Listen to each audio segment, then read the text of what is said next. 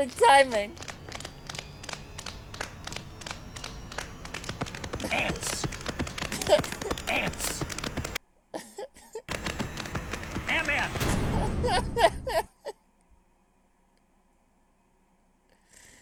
I have one video to show you guys before we get started. I didn't post this in the main chat because I wanted you all to see it. I got bored this weekend. Way back in the day, I used to mod Star Wars Knights of the Old Republic 2, which is my favorite game ever. Still, and probably will be forever. Yeah, I linked it to Brit. I went back and I modded. I don't know why. I must have been real fucking bored. But anyways, it's a little quiet, so you might have to turn up your volume. But I'll let the video explain.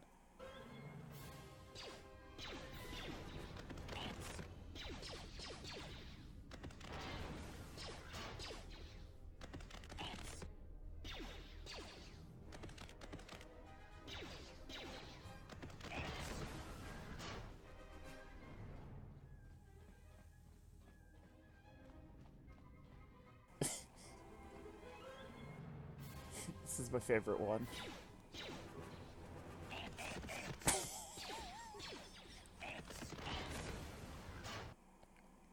Alright, turn your volume back down. Anyways, holy shit. Yeah, I might work on... I haven't ever made a meme mod for this game. I don't think anyone's ever made a meme mod for Star Wars Knights of the Old Republic 2. But I might make a few more. Maybe I'll just change the weapon noises. But going in and playing the game is gonna be unplayable. Even when I give a sword, like a fucking sword to another character, it's just gonna be me with a lightsaber going woo woo woo, and then in the background it's just gonna be ants, ants. Also, the swinging noise is the ham boning, which works perfectly. So it's just you get ants, ants, ants, ants.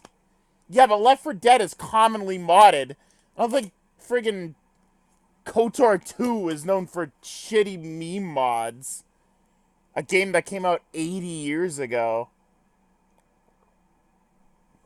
Anyways, guys, it's time for Homestuck. I'm sorry to have put this off. Last week, and also, yesterday. Last week I was sick, and yesterday I did not sleep. And today I didn't sleep either, but I was like, you know, I can't put this off anymore. It's time for Homestuck.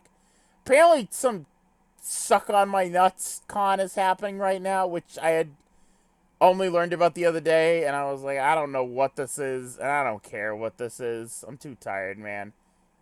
But if you're enjoying suck on, or whatever the fuck it's called, good for you.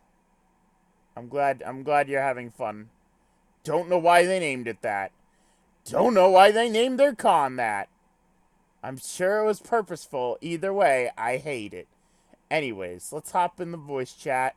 Let's get some doodles up in here. And then we'll go from there. Doodles, have you ever heard of a sock-on? I mean, I Sock on my literally didn't balls. remember what Alright, it let's was. go! So Suck on my no. balls. That's the joke. Going to joke. Gonna go to a house on my old town horse. Alright. What? Did you see when I commented? We need to mix Wow Wow, Wow wow. with Yeah, I Road. saw. I'm Wow gonna Wow take Road. my home to the old town stuck. I'm gonna ride until I get my fuck. I'm very tired. Alright.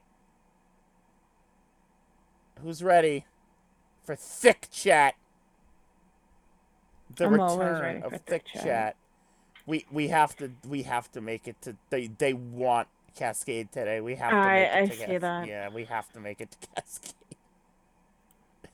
We've used up all of our excuses. We apparently have to make it to Cascade today. Let's go ahead and show Homestuck real quick. I'm gonna take my horse to the old town road. I'm gonna. Oops. Poop. All my library books are due, and I haven't read any of them Oh no. It's awful news. again. Oh, that's gotta go up. Everything's kind of fucked up right now. Because I think the last time we streamed this, we did something dumb with all this shit. In I can't fact, remember that's what we really did. zoomed in. In fact, oh shit. That's the wrong fucking capture. I deleted the real capture. Well,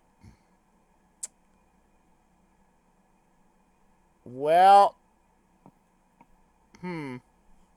I'm gonna have to recapture the window, and I'm not sure if it's gonna be perfect like it was last time. Give me a second.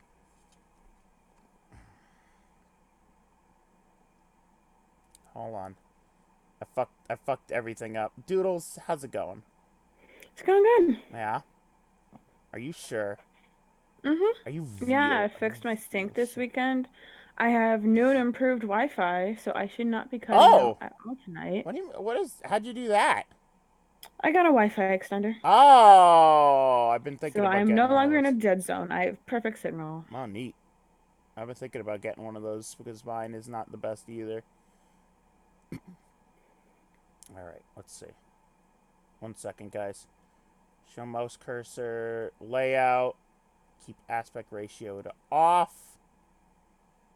I'm gonna take my horse to the old town road. I'm gonna. Yeah, I listened to Old Town Road for the first time last night. That's what happened to me. And now I can't stop thinking about what a great song that is. Alright, well, that's probably the best I'm gonna be able to do it, guys. I don't know if that's how it used to look. That's how it looks now. Alright. Did we end up clicking on this bro sloppy makeouts picture? I don't even remember if we read this part. I might. I Uh, yes. It was Carcat stuck in the right. basement. Yeah. I gave your Yeah, I whatchamacallit went back. I went back to universe. take a screenshot for the YouTube video. That's what happened. Yeah, we saw this. We are on page 2100. I don't think that's right. We should be on 4019, Okay. All I right. believe. That's right. I gave the universe cancer. I gave a lot of emotion to that scene last time I remember correctly. Very Mm, emotional scene. We're on page 2100. Yeah, okay, hold on. 4020. Yeah, I'm gonna hold on. Oh man. It's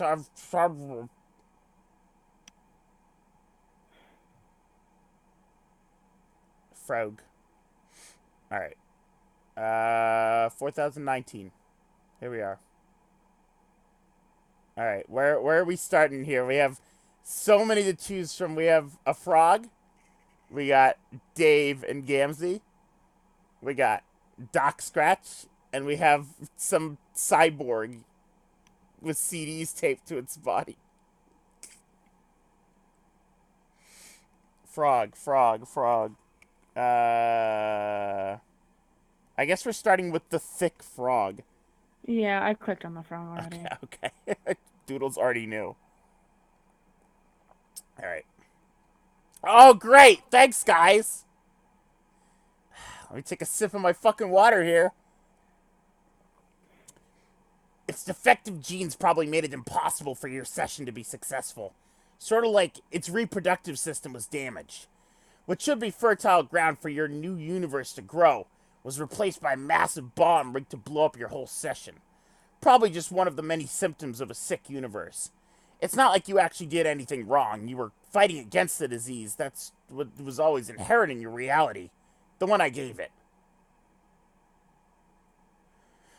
But I don't think it's like a normal disease. Not like a cellular mutation that's out of control. The cancer took a specific form, like a complicated series of terrible events, rather than faulty cell division.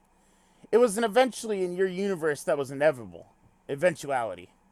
That we all unwittingly helped make happen. All concentrated through the actions of one hostile agent in the system. With an instinct to destroy everything it hated. And then given the power to do so. And unlike a normal disease, it wouldn't gradually kill its host from within. The cancer left its body, chased out as if by an immune system. But the problem is, it wasn't any less deadly on the outside, and no less determined to finish the job. So I don't know what else it could be.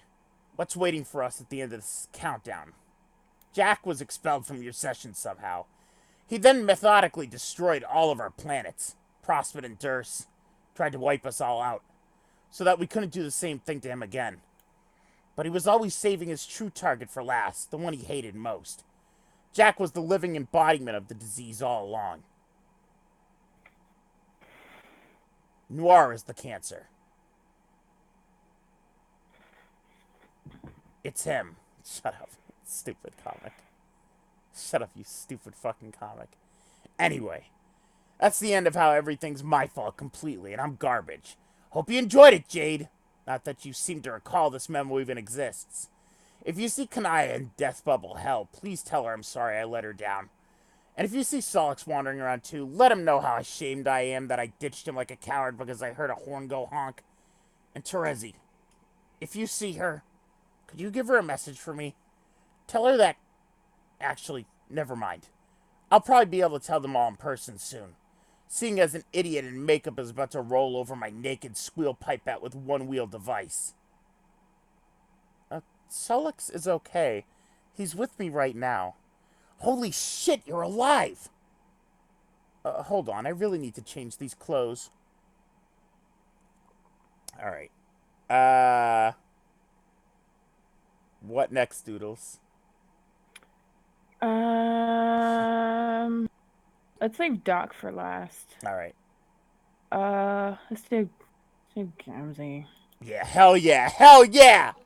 Hell yeah! You can read Dave, though. Mm-hmm. It is all your fault. Huh? It is all your motherfucking fault, honk. Okay. You all cracked off the top of the bottle, those fucking clown imposters. That all sprang out the flagrant motherfucking heresies at me. The flagrant motherfucking heresies, motherfucker! Is that what came out of their mouths? It made me get my sadness on to see it. And my rage on fucking harder. I just realized he's typing like a normal person, and that's creeping me out.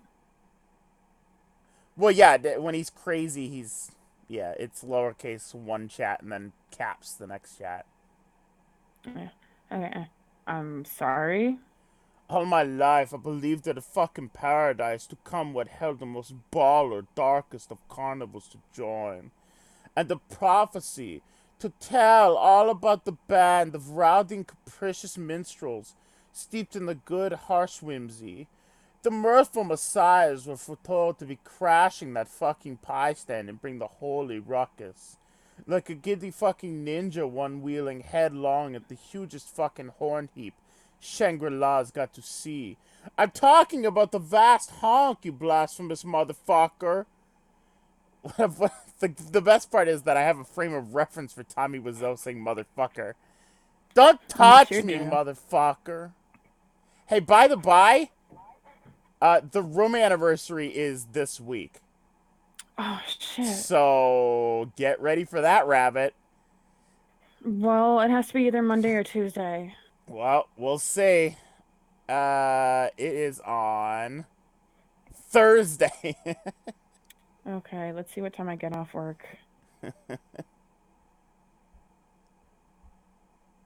I mean, I'm going to work on Thursday, so that's gonna be interesting.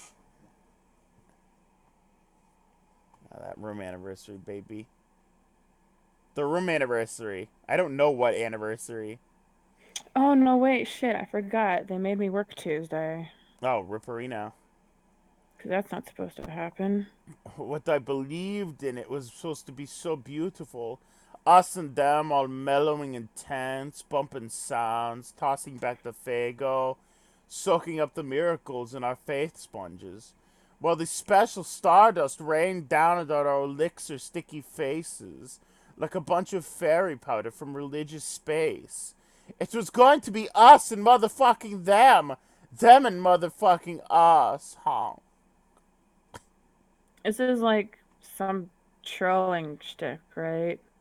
This ICP shit. But now, because of you, because all you and you fucking outrageousness, you stole up all the miracles away by revealing it to me how the wicked shit was really kicked. Like some filthy fucking science stiff. Science stiff. Who at old times would be ruled unfunny without getting his fucking trial on. And I don't know what to think about the spiritual fantasies I had, honk. Best troll ever. I don't even care if you're really into this stuff or not. It's awesome. What stuff? Like horrorcore, lame clown rap and stuff. Who are you shishing? Nothing. There's a cat, isn't there? Mm-mm.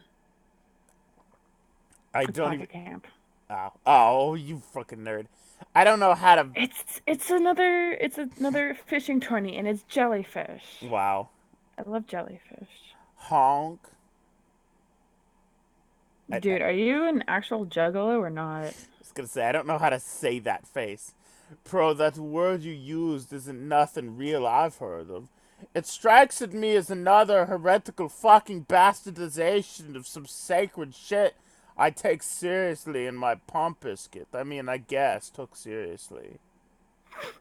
Dude, do you really not know what I'm talking about? I have the idea that you put in my pan to sit there, that the Paradise Planet is a fucking joke, and that the miracles are fake, pure fiction, false, fakey, fraudy con jobs from a bunch of unfunny ninja harlequin bullshit artists.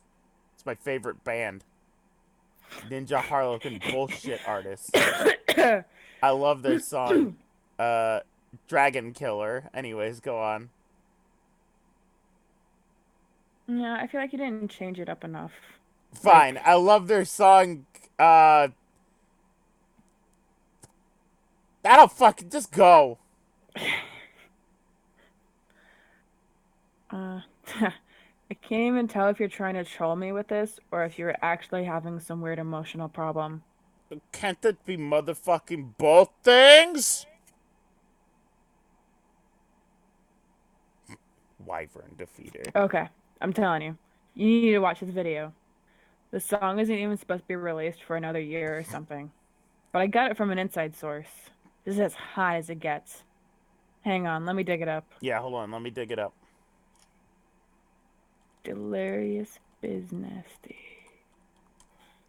Betty Crocker at Turntech Godhead, please enjoy, Mrs. Writer.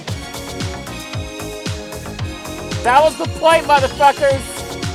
Oh man, this is what he said games and it's real fucked up. We're no strangers. I'm gonna get fucking claimed now. I think I played more than 8 seconds. Good.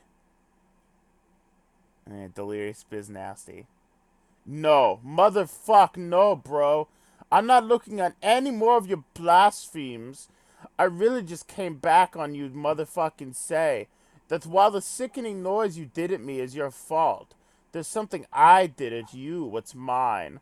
I did something that's motherfucking atrocious to your posse. I made your whole crew of jokers get to being kind of mentally motherfucking unstable. In fucking fact, that atrocious business I got to doing, I did that shit to your whole universe as a matter of motherfucking fact. You see, you motherfucking see, I finally got all caught up in what's true behind the sweet murder mirth of the bitchin' blood circus. I reached deep down and got it where all the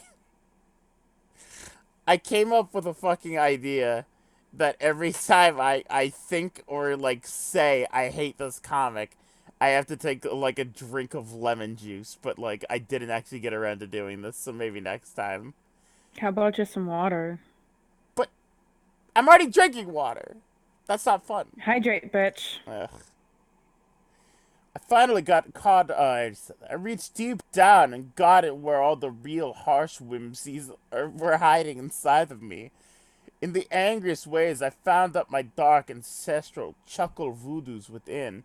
And then I focused on them through the rage you made me have, and I went and made your universe terminal. I forgot he made John see all the clowns. Stupid. Alright, go. None of that really meant anything, but okay. Also, you have me confused for somebody else. We never talked. Guarantee I would have remembered you. All that motherfucking matters is I remember you and what you did.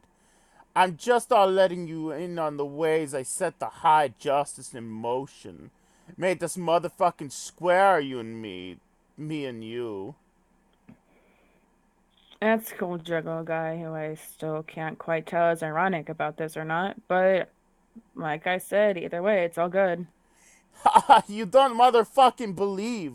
You need to get more spirituality into your superstition ghost. I don't know.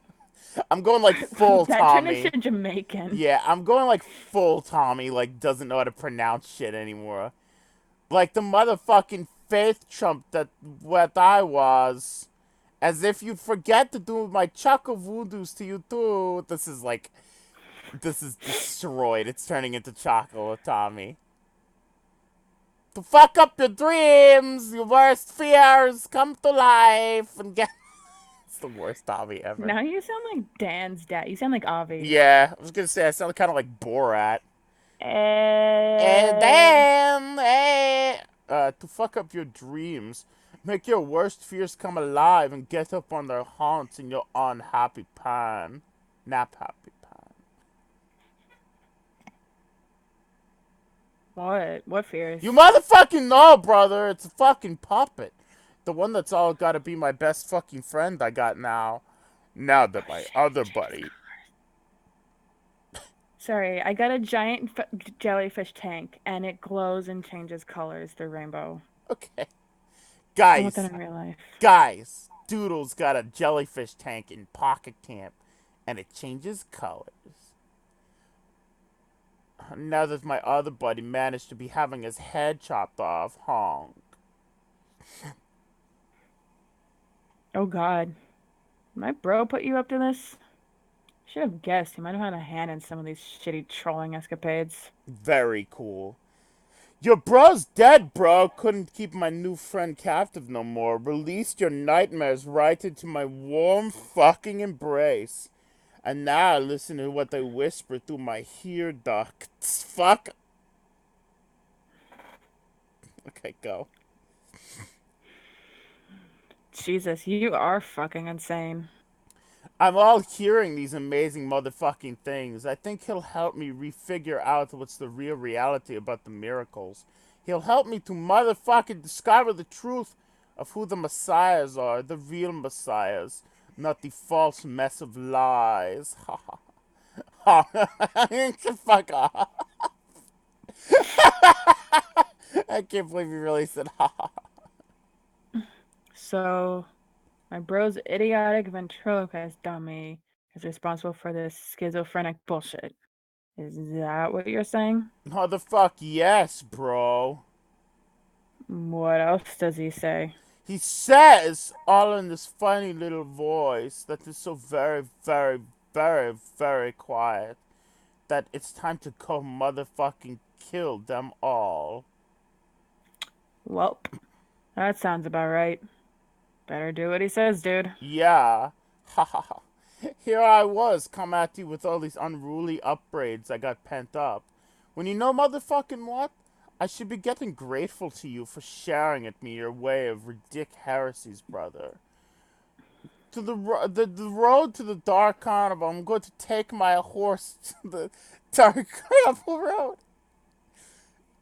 Has never before been paved with louder honk horns to tread upon.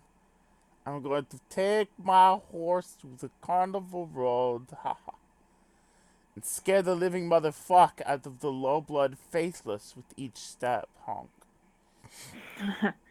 You're either literally an insane psychopathic murderer or some kind of trolling savant. Time to block you now, but let's do this again, okay? You motherfucking know it, bro. I like you. Wouldn't mind taking that pale marshmallow you got as a nug bone off your shoulders. For this collection I got started on. Add a little strawberry jam to the peanut butter sandwich I'm making between my motherfucking lips. Holy shit. Hey, before you go, how about that we slam a little? Uh, They both proceeded to then have one of the best rap-offs in the history of Paradox Space. Alright. okay, time for. Cyborg Man! Future child. Oh. Uh, apparently that's just it. Apparently that's just it. Okay, time to click on Swoon. duck. Alright. Click on Doc Scratch here. Bang, bang. What did I say? Oh, God. I thought it was a Radius ancestor. It's this motherfucker. Oh, it is a... that's right. Andrew's doing something else. I've repeatedly made it clear that the fifth wall is to remain off. There she is. There she is. I refuse to acknowledge this foolish man's self-indulgent rubbish. His frivolous charades have no place in this building or anywhere in this reality. Am I making myself understood, young lady? Alright. Clicky. Oh, and we're Could done. be. We'll see. I Or will I think. have to suspend your furniture privileges again? Bonk. I see. It's another one of your moods. We'll have to work on ironing out this behavior before you meet your true master. He is far less gracious host than I. Wait, what are you doing? No, stop that. You render yourself in a more symbolic manner this instant. Thank you.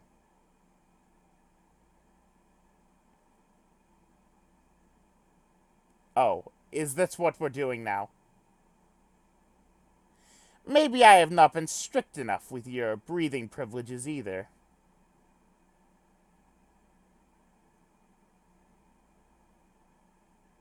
It's the Doctor Who intro. This vessel will reach your planet eventually. We can either go home the fast way or the slow way. Your express ticket can only be validated with a display of good manners, miss. There she goes again. Youth role. Actual suicide threat. And there go the electricity privileges. I think now would be a good time for another round of re-education regarding her purpose. A little refresher on the prestigious employment opportunity for which she is being groomed. Snop. Oh my god, she Thanos. And since you are still my guest, it would please me to tell you this inspiring tale as well. Oh no. It is a tale to remind her of the sacrifice she must make, one serving to remind all of her people of the sacrifice once made by long-forgotten heroes in a discarded reality. It is of this sacrifice the sufferer died to speak the truth, and it is his tale I will tell you now. Oh, God, here we go. Mm-hmm.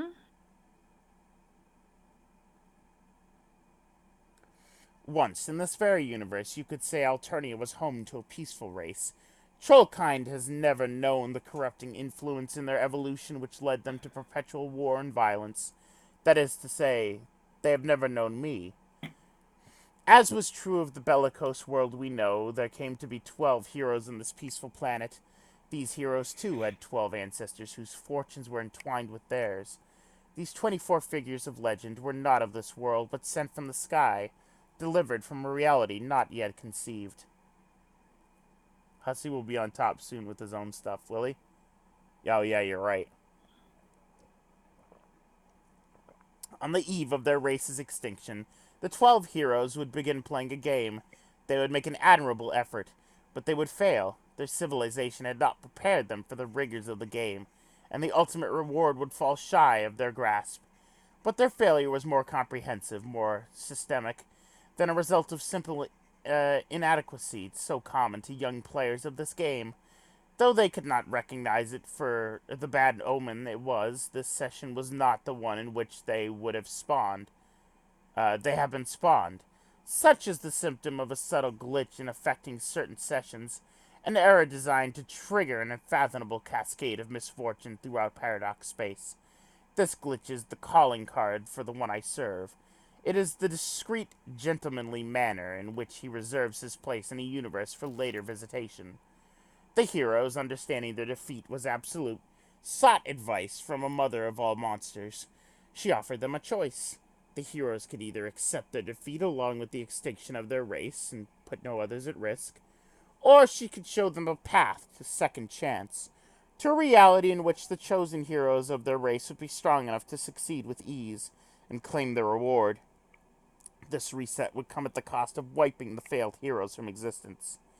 They would live new lives from scratch, playing different roles in their reset reality, with no memory of the game they played or the choice they made. The heroes chose to accept this bargain and scratch their session.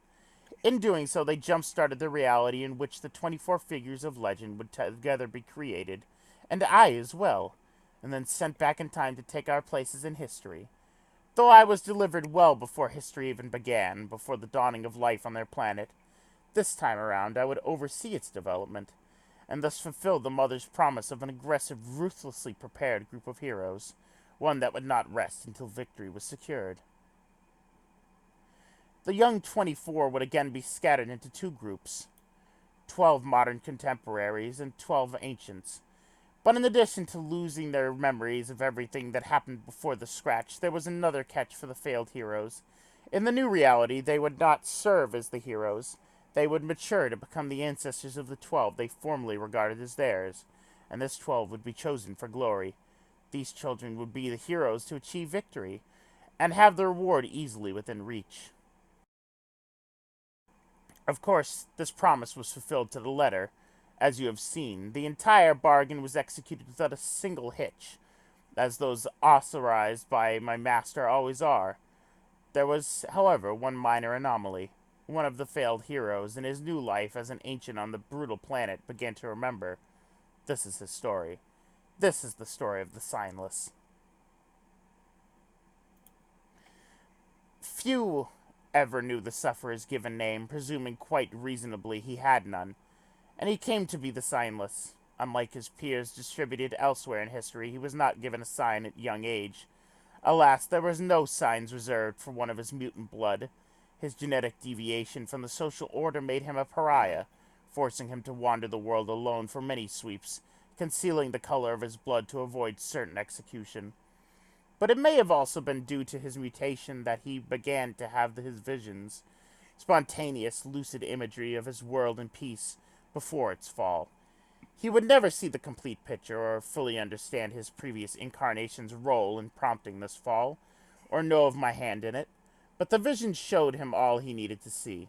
They held the promise of his people's true potential, beneath the ages of conditioned cruelty. They held the spark of revolution. In time, the visions gave purpose to his travels.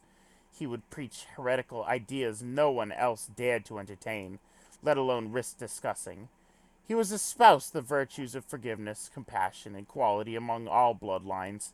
He distributed his message intelligently, careful to preach only those receptive, never attracting unwelcome attention. But his growing movement could go unnoticed by the authorities for only so long. The High-Bloods were livid over the unprecedented heresy, and soon a massive sectarian war followed, spreading across the planet and throughout the galaxy. The conflict was lopsided, of course, with the High-Bloods given full support from the Condis and her sea-dwellers. Inevitably, the Signless would be captured, and when he was, it was not a matter of whether he would be put to the irons, but how hot they would be if he failed to recant. It's fucking troll Jesus, baby. During his Jagus. penance, it was said that the sufferer's compassion for his people underwent a divine transformation into limitless burning rage. It burned hotter than the iron shackling him to the imperial flogging jut, and redder than the blood soaking his righteous leggings. When he finally was killed, his anger rung through the cosmos with his last breath. This vast expletive. Fuck. Hey, remember Majoria voiced the signless in that one video? Yeah, actually. I try not to think about that. The fact that Midoriya's English VA is like a fucking filth. Homestuck filth. This vast expletive was his final sermon, and somewhere encoded in its wavelengths was the truth in his teachings, waiting to reveal itself to any who would inherit his burden. Oh, yeah, that fucking. Oh, there he is. All text, baby. Booyah. Oh my god, there's. Oh, I see. Okay. I was gonna say. The alt text is here. His teachings would also persist through surviving disciples, but in hushed tones. His following would dwindle to an obscure cult facing persecution for centuries. After his execution, the body was burned, leaving only his irons. They cooled in the ash, as if his anger itself was subsiding, and his followers appropriated their shapes in defiance of the High Bloods. The symbols became the sign of the signless, always shown as colorless in the cold iron to conceal the stigma of his hue. This was as much a reminder to his followers to remain hidden as it was of the sufferer's sacrifice, and his rage hidden like heat in the iron, one day to be reignited by another of his bloodline. The sufferer preached that after he passed, another signless would come, heralding the end times for their planet. The second signless would continue his work and lead his people to glory beyond this realm. The followers kept his teaching alive for ages, even as the uproar surrounding the movement subsided. By modern times, the sufferer's scripture was a little more than ancient superstition all but forgotten. Hardly the anathema of old, but the followers had already made their preparations in the shadows. And when the second signless finally came, he would have a Lucis to raise him and assign to his name. E E E. It's in the game. The fuck? The sufferer required a less conventional upbringing to reach maturity.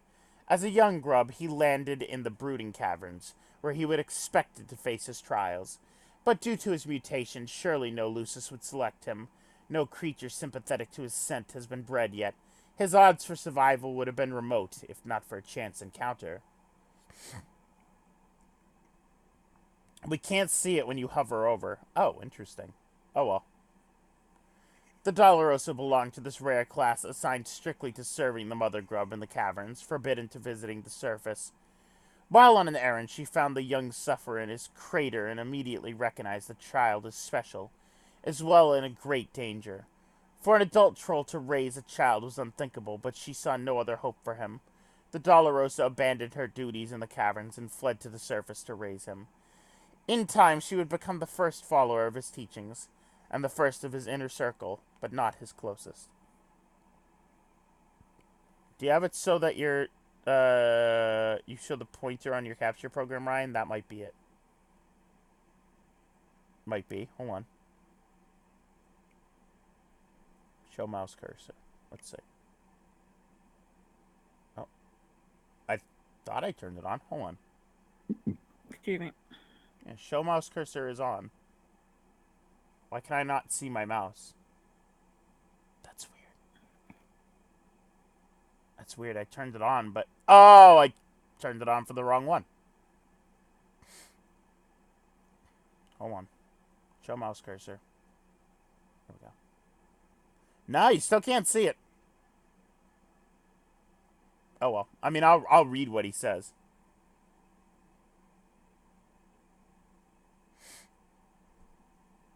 All right. Top panel says, oh, hell no. He's talking about ancestors, isn't he? Surrounding him on his rise to infamy and throughout the rebellion were the most trusted elites among his devoted. The psionic was a mage of unequaled telekinetic ability, who upon hearing the words of the sufferer was inspired to free himself from the sort of slavery typical of his mentally gifted class. But he was most devoted of all but his most devoted of all was his disciple. She listened to every vision he retold, every lesson he preached, and faithfully recorded his scripture. Her ear was open to him always, and in time his heart opened to her. To spread his message throughout the world, they took to the seas in the vessel of the legend known as the First Ship. It was said their love went beyond the four quadrants, transcending the grid entirely, whatever that nonsense actually means. Stupid. Stupid. Real life. The disciple was... Oh, sorry. Top panel says, he's keeping little girls locked up in weird rooms and rambling about troll ancestors. I just know it. The disciple was to be killed along with him, but at the last moment the executor inexplicably took pity on her and allowed her to escape. She absconded with the leggings, which remained the only physical evidence of his holy suffering. She hid in the caves for many sweeps, transcribing all of his scripture from memory on the walls in blood of slain creatures, and lived the rest of her days in monastic savagery. Her dedication would be critical to the persistence of his message. But the Dolorosa was less fortunate, and was sold into slavery. She spent the rest of her life as property of the vicious sea-dwellers. As for the psionic, he was enlisted in far worse, if more prestigious service. Top panel says, not in my fucking comic! Authors explode. He was forced to serve as the helmsman for her condensation's Imperial battleship. Psychics of his kind were exploited for interstellar travel, and his abilities made her ship the fastest in the fleet by far. She grew so enamored with her helmsman and his power, she would use her touch to extend his lifespan to match her own. Oh, damn. This place is bigger than I thought. Any idea which way he went? Come on, guys. Help me out. Together, they explored the stars for thousands of years. Due to the speed of her ship, she would personally expand the boundaries of her empire, typically being the first to greet new races before conquering them. I bet he's behind this door. You hear me scratch? The jig is up! After making first contact, occasions which she generally kept cordial, she would move on to a new territory while a division of her fleet set a course for the unfortunate civilization and proceeded to tear it apart. It could be any of the lethal brigades under her command to receive the orders, be it the Thresh-Ecutioners, the Cavalry-Reapers, the Laugh-Assassins, or the Rough Annihilators. And I hate this comic just so much. Each was notoriously cruel in its own way, and each carried out its orders with absolute loyalty, because while the Condis could extend a single life on her whim, she could just as casually cut short that of millions. If angered, she could simply express her caught you red-handed, you bastard! You stop clogging up the story with the troll fanfiction this is... If angered, she could simply express her grievance through communion with the ancient Lucis of the deep and turn its psychic devastation on her multitudes. The class hierarchy played into her hands politically in this respect. Killing off a haphazard swath of the population or an entire class was suitable as a measure of the last resort, but mass extermination does not lend itself well to practical governance. Its looming threat, however, was quite effective, especially while her empire was partitioned neatly into blood castes. She would use her leverage to delegate oppression to the subjugulators, whose unique abilities and exceptional brutality made them natural enforcers. They, too, would delegate in their governance, exploiting the pride and loyalty of dangerous blue bloods beneath them, and so down the hemospectrum, until the enslavement of the common caste was inescapable in spite of their genetic gifts and strength in numbers. As a self-governing body, the land-dwelling portion of her empire was formidable, but her force of sea-dwellers was equally formidable. and the two were kept in check not only with the threat of psychic annihilation, but their mutual hatred and distrust. The only threat to her power was unification through uprising, a possibility made remote once she finally decentralized the race from the homeworld. She scattered all but the children throughout the galaxy after the most recent rebellion led by the Summoner. Upon doing so, she became so comfortable with her grip on power she risked venturing deeper into space than ever before to grow her empire. But the more space she put between herself and Glibglub, the more risked weakening her bond with the monster. The bond she and her successors shared with it exclusively could sway, and become strengthened with the younger. Perhaps she grew complacent with the threat their successors posed, after such a long history of killing them with ease. Heiresses, upon reaching maturity, was exposed to the challenge of the contest for the throne. It was not merely expected of them by their people, but demanded by their shared Lucis. I like to think of her as the pet I gave to their race at the dawning of the species' evolution, like a sentient swarming gift. Again, it's just the sort of thing a good host does. That was not the right door. If the lapse in her custodial bond was significant enough, it was not just political power she risked. At such a distance, she sacrificed concentration needed to curb its most dreadful psychic shriek of all, the galaxy-wide extinction event called the Vast Glub. Of course, this eventually proved a fitting reward for such reckless expansion of her territory. She chose the worst time possible to explore further from the homeworld that she'd been. She was scouring the edge of the galaxy for systems to plunder when she received word of her planet's devastation by meteors. The young were being slaughtered. The mother grub was dead. The end times were upon her people. She ordered all fleets to return to Alternia. But such was her empire's expansion and interplanetary occupation, few could make it in time to provide any meaningful defense. She instructed her helmsman to pilot the ship faster than he ever had, and he did so through extreme physical duress. He was able to leap across thousands of light years in a matter of hours. The exertion likely would have killed him if the glub didn't get to him first. Her touch could extend life, but never restore it, to her lament. In that instant, her empire was gone. Glibglob's swan song wiped out her entire race, save the Condis and her lone heiress, leaving empire nothing more than a galactic necropolis of floating tombs.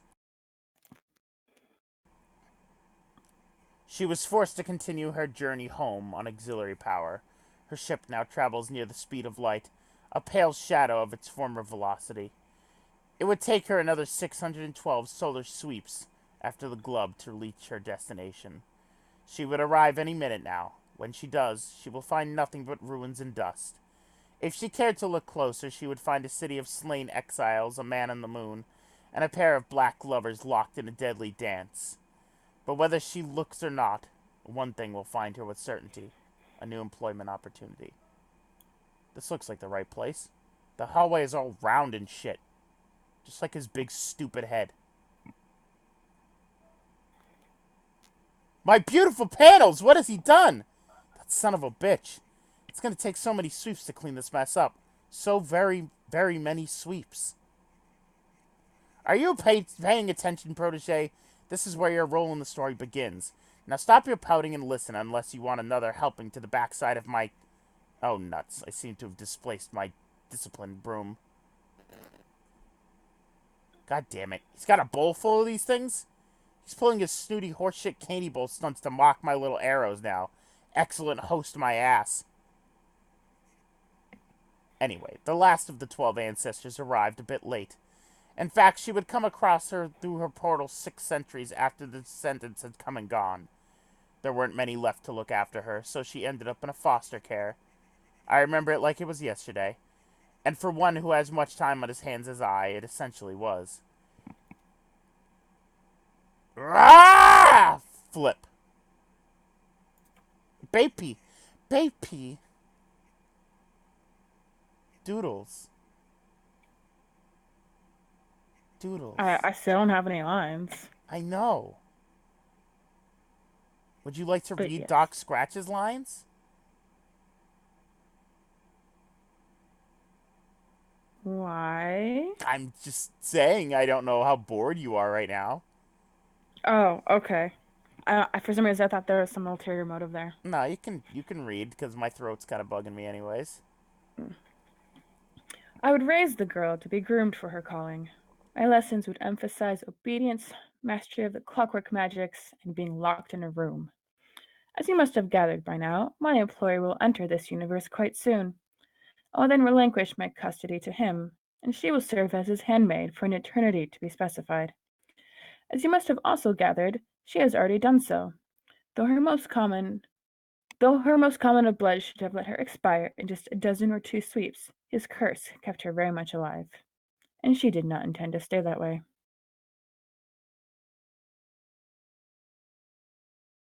His curse is one of conditional mortality, with the desired outcome contingent on her I service. muted myself.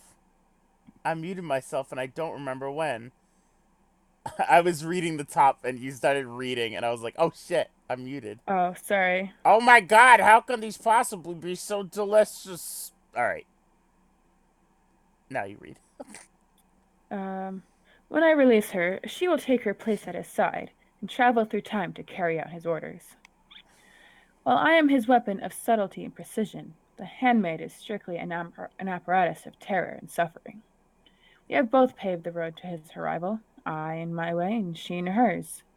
She would be present during every watershed moment in her civilization's development. Reoccurrence in history would earn her the reputation of a demoness, more feared than even her master, a man though dreadful rarely makes himself seen. She stirred up class warfare and intensified bigotry in whatever era she haunted. She made sure the descendants would enter a world which prepared them well for the game, and took measures to see that they would play as they did. But once they entered and their world was in ashes, her work was nearly complete. Now, 6 centuries later, she would be given one last order to follow before her curse was lifted. A simple recruitment job. Hey Doodles, did you know he's already here? Yeah. All right. And Whoa. I see an arm. Oh god, you're right. There is an arm. Whoa. Better go easy on these. Might need some later. There is an arm. Top left for anyone who doesn't see it.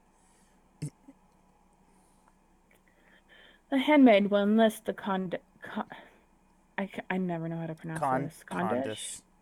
Condis, extending the same bargain once offered to her. It will be the sort involving neither negotiation nor possibility of refusal, expressed in terms plainly understood by the psychotic genocidal. The Condess will serve as her new master's witch, carrying out his work in the places he cannot reach. She's already queer. It's pretty good. There The you are. last Sorry. There you are. Go ahead. Keep talking, cue ball. I've got you in the crosshairs of my broom bristles. I have got you, you pompous motherfucker.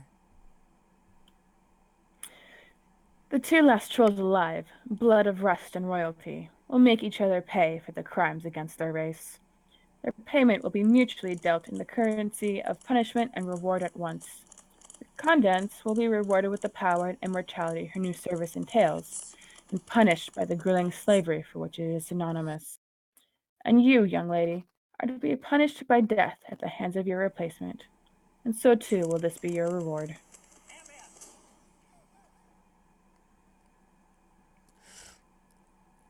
Tick tock, tick tock, tick tock. My heartbeat falls in rhythm with the clock as I draw close to my prey. I leave. Shit. Sorry, autoplay was on. I leave nothing to chance. For you see, it was the most dangerous prey of all, a 4 foot tall asshole in suspenders who won't shut up. Wait for it, Hussy, wait for it. Is that the first time he's ever referred to himself as Hussy in the comic? Jesus. Hmm. And so, my dear, that is the inspiring tale of your people, and why you should feel rather privileged to be in the position for which I have groomed you meticulously. Are you not grateful? Yes, surely you are, and it warms the soft, fluffy material in my chest to know this. What is it? What are you looking at over there? Ah, of course, the clock. What are you doing? I'm not doing anything. Okay. I'm laughing at the fact that he's going, of course, the clock. I can see you have a good eye for a fine timepiece. Your exemplary taste is certainly owed to a quality upbringing. Perhaps you wish to know the history of the clock and how I came to possess it? Yes, I can see the sparkle of curiosity in your eye. It's a marvelous tale, one almost as long as it is verbosely told. Where do I even begin? Stupid. Here he comes. Ah! Trip. Story time's over, windbag. Whoops. Oh shit, get this fucking clock out of my way.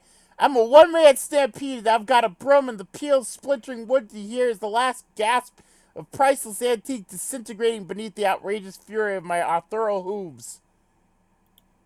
Bap, bap, bap, bap, bap, bap, bap, bap, bap, bap, bap, bap, bap. If I had to put up with one more smug, meandering interlude in my own story, I am going to crack your head open and serve you a heaping bowl full of your downy soft puppet ass. How do you like that for hospitality, Doc? I believe you will find it that as hosts go, I am simply the best there is. Everyone is totally fed up with your condescending, self-indulgent narrative lifestyle. They all want to go back to my slightly less condescending, slightly more self-indulgent style. Good read. See, even that little girl has had enough of your shit. Run, Aradia's ancestor, run! You have locked up your last Asian schoolgirl, you sick fuck. Don't you flop around at me like that. Are you listening, little man? Girl. Holy, holy shit. That's really big. What the fuck? I don't remember it being like this. When you mouse over the top, it's just big text. Girl. Girl. Okay. Booyah? Uh-oh. I guess he's just a limp, lifeless puppet when I'm around. Like that reverse Calvin and Hobbes kind of thing. That's a little disturbing. Girl, quit all this scurrying around. God, the text is fucking huge. You there. Girl. Oh well, might as well try to get the disc back. Wonder if I can just sort of reach up into and... Reach? I'm accidentally missing the panels. How do you expect to outrun me? The hell? It's like he's had the disc repaired for a while already, but didn't tell us. Motherfucker just loves the sound of his own voice. Oh boy. When I am already here. Snop, Ollie's outie. Snop. Fuck! No, you dumb holo tool! You're snapping wrong! Unstop. Insert disc 2.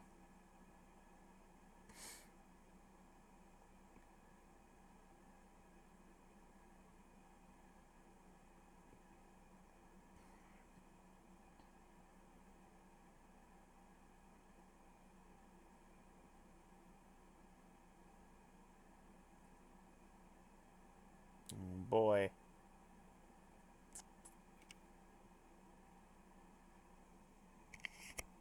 We're getting very close.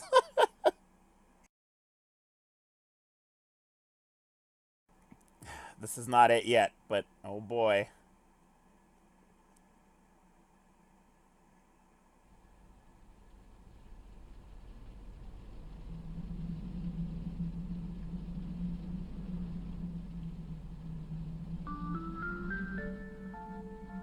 Ah, yes. The Gamzee.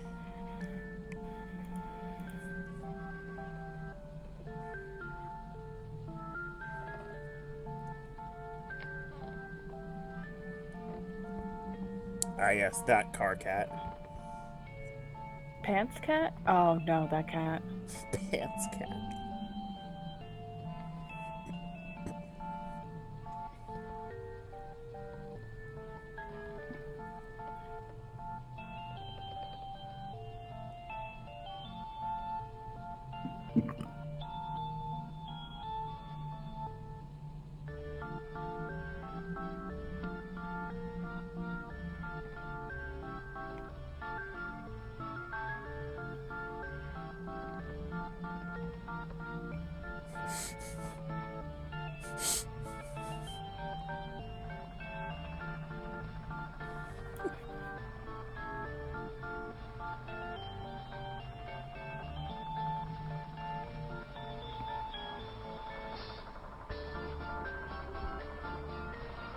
Here he comes.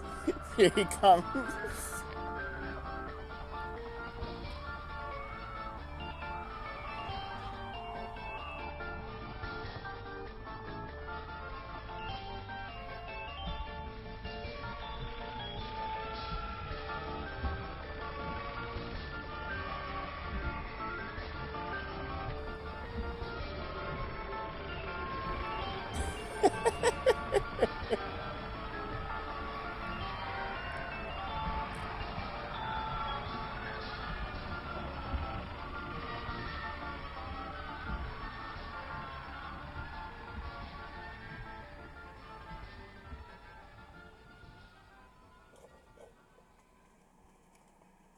Here it comes. Shh. Pap.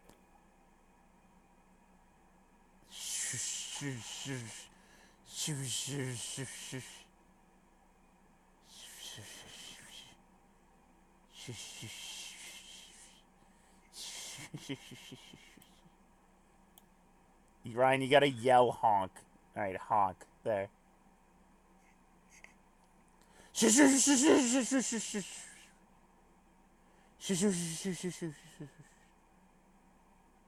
And now they're friends again. Bad. And the Knight of Blood so embraced the Bard of Rage, and in each other's arms they were a quiver. And with righteous pap and blessed shush he did quell his brother's fury.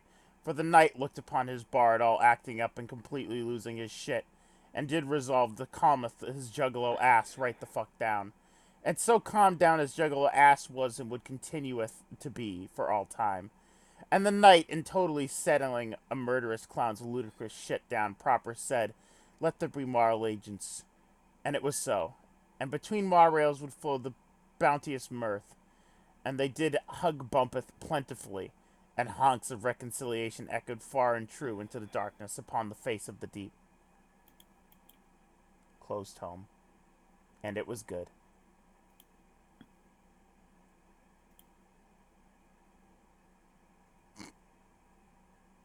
Oh god, it's a recap. It is not. There's no more recaps. I'm pretty sure this is the final recap. I don't think there is one. Click the panels. We're back to click the panels. At least it's one this time. True.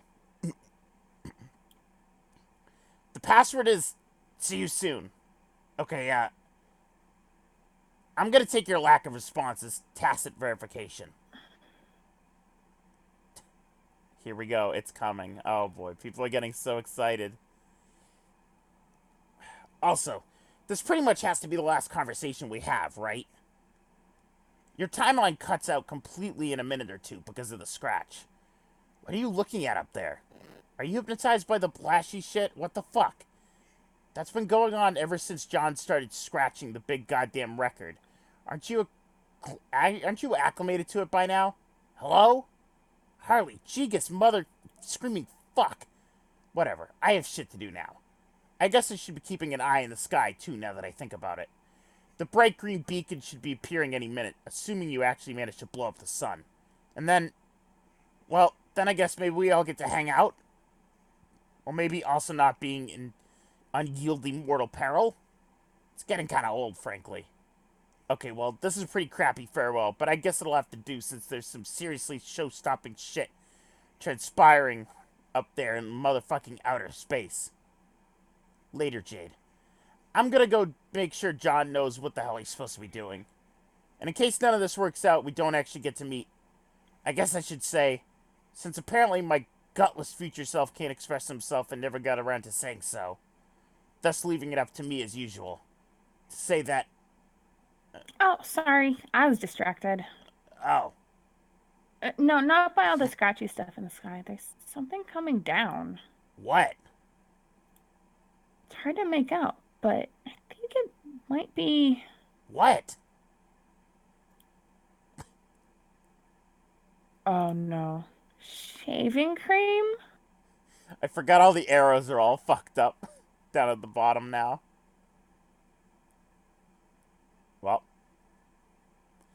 What the hell is shaving cream? It's like, hey, car cat? Here he come.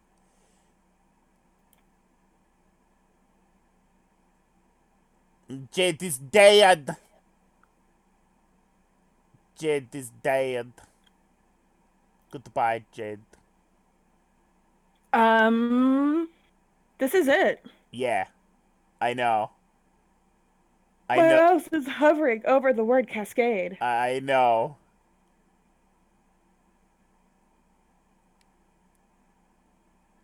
The dance. I'm actually gonna go quiet for this so I can turn the sound on the That's fine. stream. That's fine. Dance. S. Cascade. Jesus. To see this content as originally intended, view on Flash-enabled device. We're gonna view as originally intended.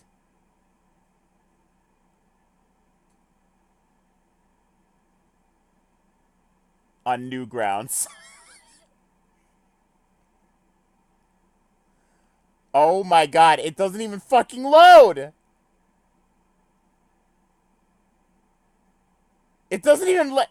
It's not even on Newgrounds anymore. It's not even on Newgrounds anymore.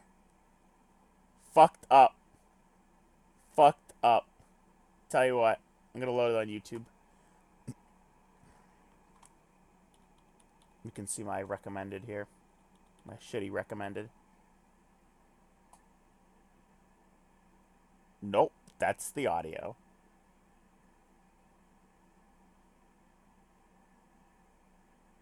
Wouldn't this be on Homestuck Official? Whatever. Fuck it. Give me a second. We'll queue this up real good. It's unlisted. Ah.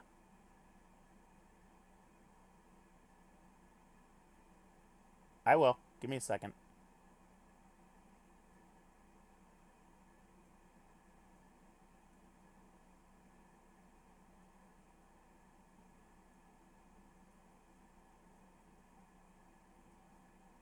Keep Pfeff up.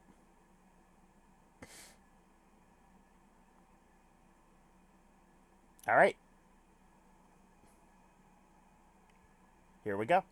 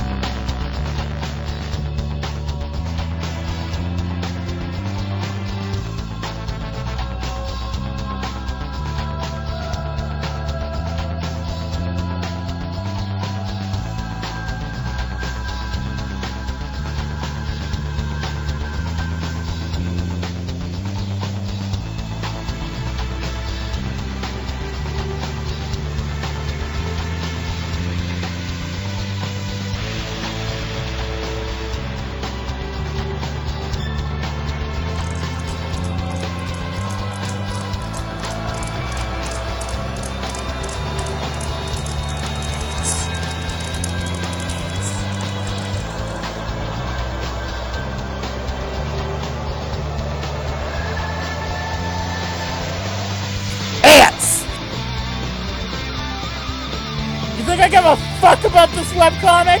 No, I'll fucking pause it. I'll fucking pause it. I'll bring up ants halfway through the fucking cutscene. Is that what you want? Ants!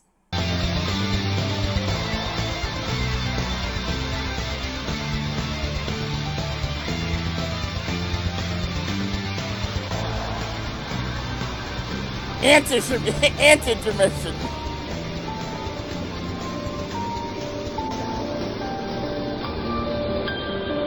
I'm gonna lose subscriber. Intermission.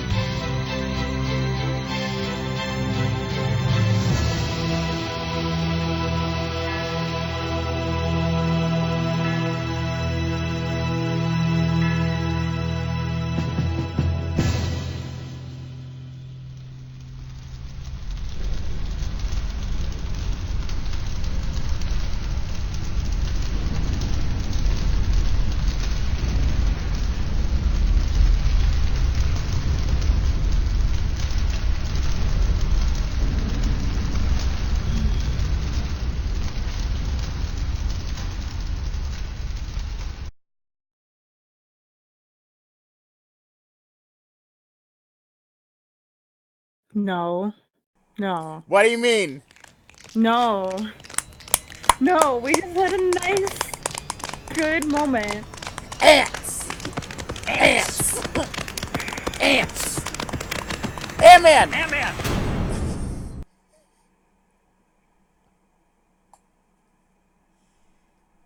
Ants! No, but like,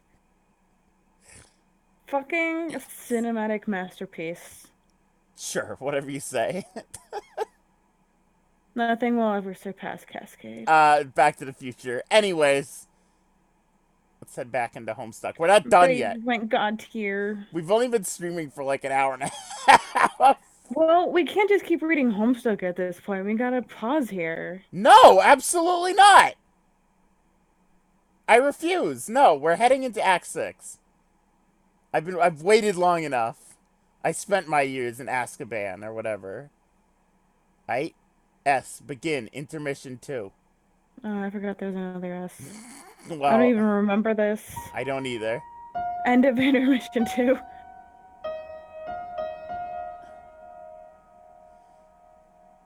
Oh, look, it's another S.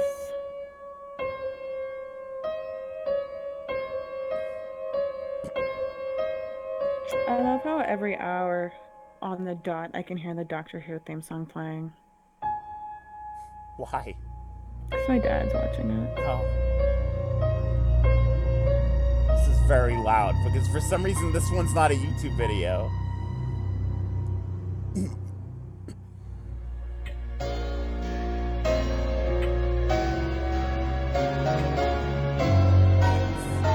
Ants. Ants. Ants.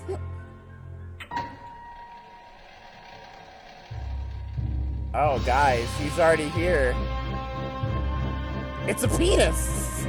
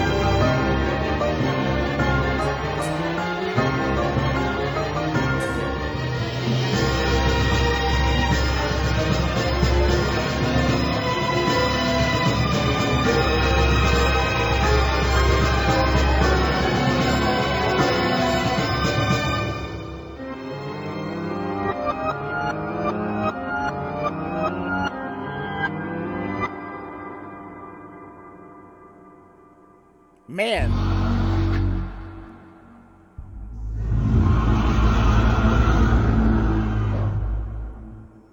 This comic makes no fucking sense. Still.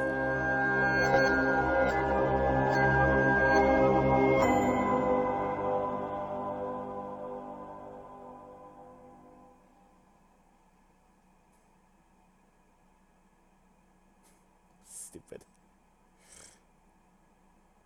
End of intermission 2.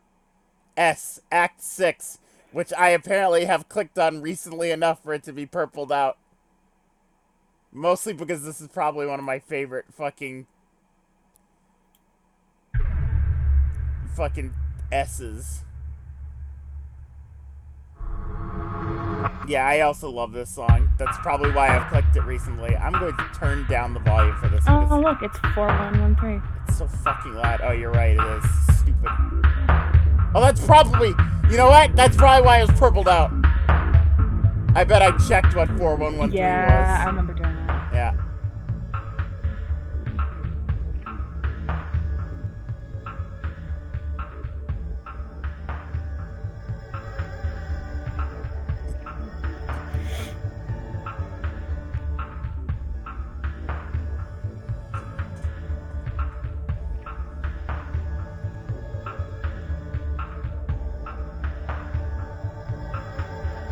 The epilogue's not canon.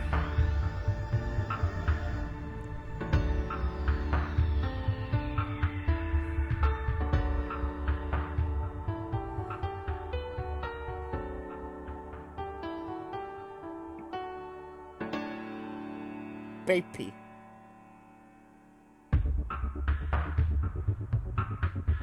I feel like you should all know. Right off the bat, Doodles gets this one. Oh shoot. She's just gonna sound like Jade, I think. Well, this is the perfect one for a southern accent.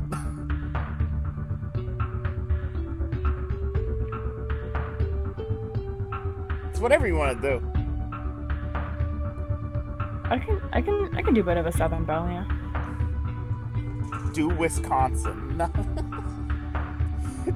Do whatever you want, Doodles.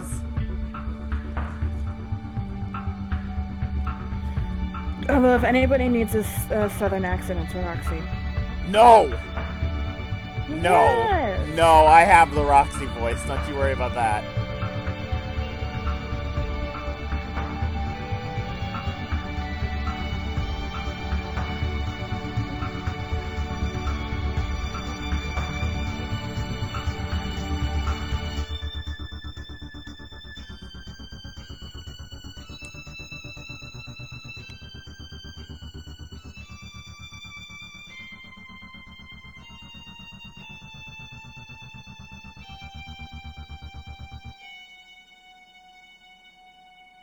Star, you get me.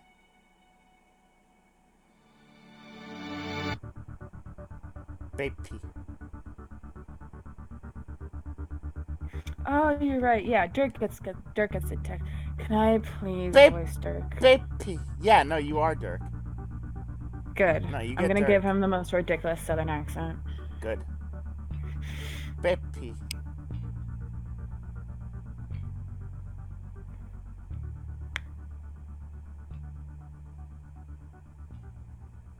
Baby. Epilogues weren't canon. Epilogues were dumb. They're all baby. All right. Homestuck. Oh, yeah, that's Calliope's desktop right there we were looking at. Yes, it was. And I finally said her name right. You did. Congrats. A young lady stands in her bedroom. It just so happens that today, the 11th of November 2011, is the date scheduled for the launch of a highly exclusive playtesting experience for a much anticipated game. The young lady is expecting to find this game in her mailbox today. She's expecting the game to be enclosed in a pair of envelopes, and printed on these envelopes, she's expecting to find her name. What do you suppose the name of the envelope will be? Enter name. Jane Crocker. You cannot enter her name. It was already engraved in her honorary placronym on her 13th birthday, which is about 2.5 years ago, and has been sitting on her neatly on the bookshelf ever since. Attempting to engrave it with another name after completing the sacred rite of passage is practically unheard of, and is a gesture nearly as offensive as it would be if you tried to name her something dumb like Barn Stench Fartface. Luckily, she's not the sort to hold a grudge, and she will let it slide this time, as long as you hurry up and get her big day started. Examine room. Your name is Jane. As was previously mentioned, you are poised for an elite opportunity to test the Spurb Alpha. It is so elite, in fact, that you are the only one of your kind to invited to the playtest. Though, you guess that probably comes with the territory of being the heiress apparent to a baked goods empire. You don't suppose it hurts that you are said empire's #1 fangirl, either. It should come as no surprise that you enjoy baking, but you also adore reading detective stories. You fancy yourself a skilled prankstress, if by no other measure than lineage. Though at times you feel it's tough to fill those shoes when you are surrounded by jokers. Seriously, the shenanigans perpetuated by your pals make your old school japes feel like kind of pedestrian sometimes, but oh well. You love them all anyway. You once dabbled in amateur botany and found it too frustrating because the vegetables actually, you know what? You don't want to talk about it. You love situation comedies whilst holding your particular affection for mustachioed funny men. You know, your Foxworthys, your Funkes, your Swansons. But not necessarily your Gallaghers, per se, because you have to draw the fucking line somewhere. You're also pleased to contemplate frightening fauna, though saddened by their regrettable fakeness attribute. But but none of that's on your mind now because you are psyched about this special date, 11/11/11, i.e., two. What? What does that even say? Honestly, 2 times 3 prong day. I guess whatever that means. A date exhibiting just Skyrim. Sorry. what? What? Skyrim came out on 11/11/11. Oh my god! That's right. It did. Stupid. She's waiting for Skyrim. Yep. A date exhibiting just the sort of numerical gimmick corporations love to exploit for their big releases, or for launching major rebranding initiatives. In this case, your cherished multi-global empire. Both such events are slated to happen today. You can't wait to see what's in store for mail to come. When it does, you will waste no time in embarking on the game's maiden voyage. And if even a fraction of what you heard turns out to be true, you are prepared to have the time of your life. What will you do? Jane, quickly retrieve arms from chest. Jane is not empowered to rehash this tired running gag because all of a sudden she's too busy being the other guy. We need to figure out what this fellow's name is. Pronto. Enter name. Hey, Knox. Once again, you make the incalculable blunder of attempting to engrave an already allocated placronym. His name was etched when he turned 13 too, almost 3 years ago. It's been sitting here messily in his unbelievably deadly pile of guns ever since. What sort of vulgar, childish moniker were you going to stick this poor bastard with? Barf breath turd smirk? Doesn't even matter. Just tell him what to do. Examine room. Your name is Jake. You love movies. All movies. You would describe your taste in films as eclectic, but in truth, it isn't much less than totally indiscriminate. You bluster frequently in exuberance for firearms and fisticuffs and adventure, though have no human company which to share these interests. But who needs chums when you can enjoy a top-notch gander of your gals of cerulean complexion? Hubba hubba. You're known to be found with your nose in a comic book or two. Not that it makes you a nerd or anything. Like you even care about that. Not a gent of your panache and swagger, qualities which you would bandy with aplomb on your globe-spanning adventures. Hypothetically speaking, you would love to travel around the world toppling any sacred urns you encountered. You'd be tickled by the opportunity to defile howled tombs everywhere, raiding them of their treasures. And how you'd give your right leg for a shot at desecrating the shit out of some real-life mystic ruins for their Byzantine wares. Luckily for your limb, there's a dandy set of ruins nearby, and you desecrate them quite frequently. You are also troubled to contemplate frightening fauna, and plagued daily by their regrettable realness attribute. What else? You sure like to wrestle. Did you mention fisticuffs yet? You know, scrums and whatnot. Also skulls. Gosh, you love skulls. There's a good skull at the heart of any mystery, haunting its every page. That is what you always say, or at least, it is what you always hope. What will you do? That's a fucking foreshadow if I've ever heard one. Jake, retrieve arms from floor. Post haste. Arms. You make a dutiful motion towards your trusty firearms, doing your part to assail the mushy carcass of a horse that passed away long ago, and suddenly a wild character select screen approaches. You feel like you're in the driver's seat now. You can basically take this story literally anywhere, as long as you don't pick one of those shattery characters, and as long as the panels are actually finished being drawn. It is like this whole panoramic cornucopia of limitless possibilities sprawling before your very eyes. Who do you want to be? Who do I want to be? Who should I be? Doodles. Well, try clicking Roxy, on you Roxy got for it. text. No, nothing happens. I Aw. like how I thought maybe immediately, they scolded you. immediately I was like, Roxy, you got it. And you were like, you should be Roxy. And I was like, Okay, Jane. all right, Jane. You were suddenly Jane again. What was it you were up to? Oh, right, this game. You're excited about that. Early this morning, you thought you heard the mail truck, even though the mail never comes in the morning. But just to be sure, you rushed downstairs to check, even though, due to recent events, you are forbidden from leaving the house. Alas, it was not there, and you soared space out at the sky with a goofy grin on your face for no great reason. And then you were caught red-handed by your guardian. Then you got in trouble. Think you might be grounded now? Whatever, Dad. Jane, examine fetch modus. It's your recipe modus. An extremely handy little inventor widget your dad got for your birthday a couple of years ago. He can be a real hard ass sometimes. Not really. But he sure knows how to spoil his little girl. Jane, capture log it.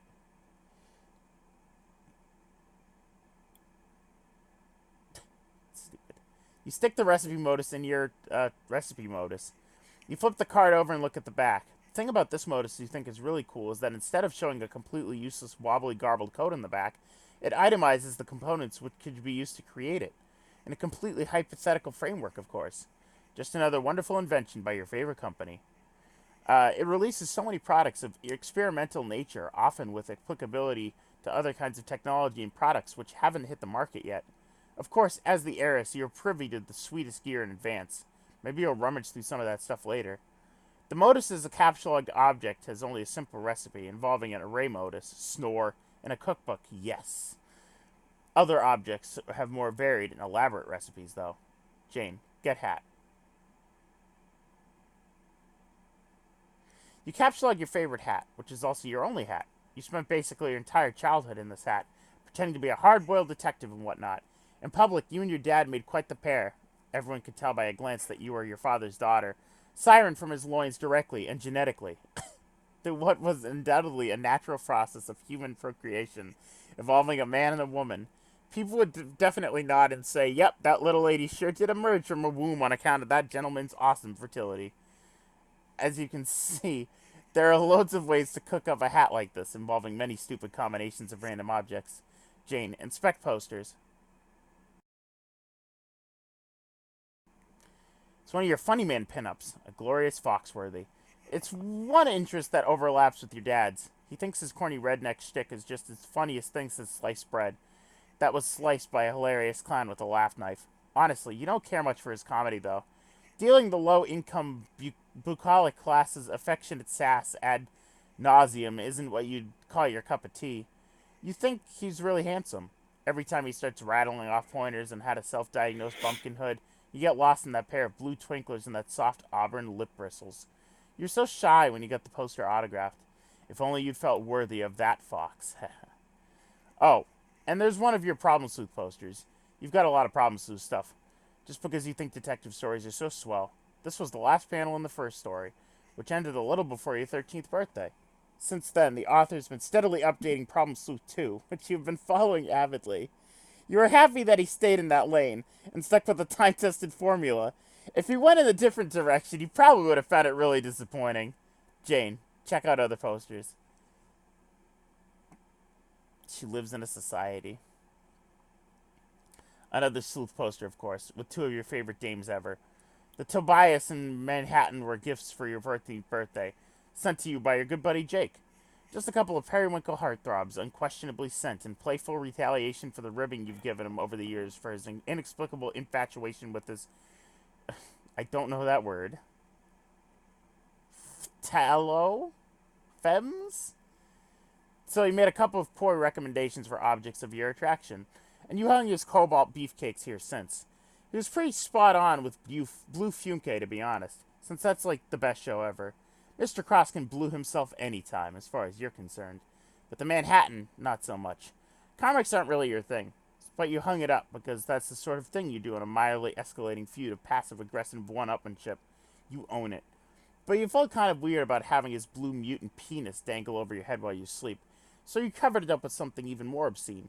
Just some sort of revolting troll Howie Mandel, also gifted to you by Jake. God damn it. Good lord, does that kid have some spotty tastes. There's also your magnificent Swanson. Ron Swanson is the perfect man. You have tried to order all of the bacon and eggs in a restaurant on several occasions, but your dad never lets the order go beyond the joke level. What a fuddy-duddy. Jane, take spoon.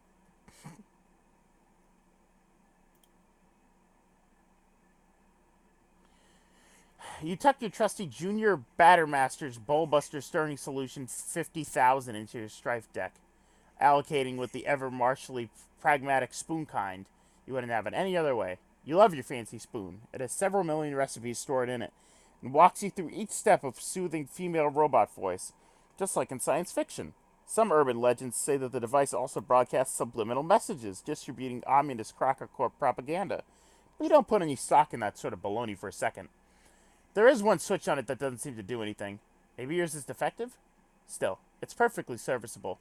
and has assisted you in whipping many a cake into delicious submission. Jane, examine bunnies. These two customized bunnies were gift to you on your 13th birthday from two of your friends. Both were heirlooms passed down to them, and decided to coordinate gift ideas and send you dressed up versions of their beloved childhood toys. You like to think it was shooting for a detective bunny with the one on the left. It's Zenigata. There he is.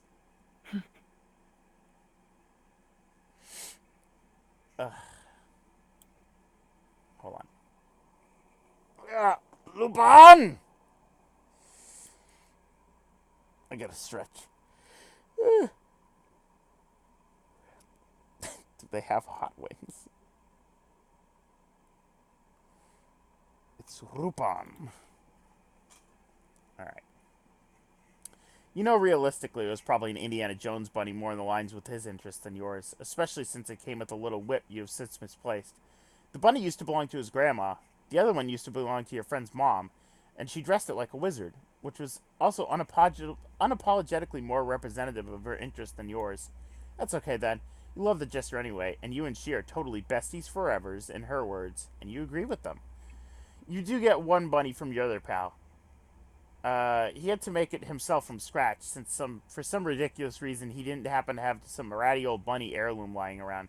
His gift was somewhat less innocuous. You have no idea where it is, though. Probably just as well. Jane, look out window. There he is, Harry Anderson. He's on the wall. Harry Anderson, I got my night court tape. Mike and Jay fixed my VCR. You fucking hack frauds. You've been fidgeting around in your room all day, making little observations about your various belongings, checking the clock. When will the dang mail get here? Take another peek out the window, just in case. Still not there, but there's your dad. What's he up to? He just capsulated the car. Oh, that's right. He was going to wash it today. He's probably taking it into the backyard next to the garden hose. He keeps a very busy fatherly itinerary. So many dad things to do every single day. If the mail arrives soon, this would be a great opportunity to sneak out and get it. Fingers crossed. Looks like someone is bothering you. You better make it quick. You have got a window to stay glued to. Jane, go to computer. You know, you really should switch to Pester Chum. It's what your friends use, and it's a lot better than Betty Bother, if you're being honest with yourself. BB is just so spammy and annoying with all the pop-ups everywhere. It's Guy. Mm-hmm. Ugh, look at this dreadful clutter. You've got to switch, but then brand loyalty is a powerful thing. Looks like Jake is messaging you. Ready! Jane, answer Jake. Oh, God. Alright, let me take a sip, babe. Take a fucking sip, babe. Welcome to the stream. Yeah, hamburger helpers, Betty Crocker. Many things are Betty Crocker, as I have learned from stalking every single thing in the entirety of Walmart.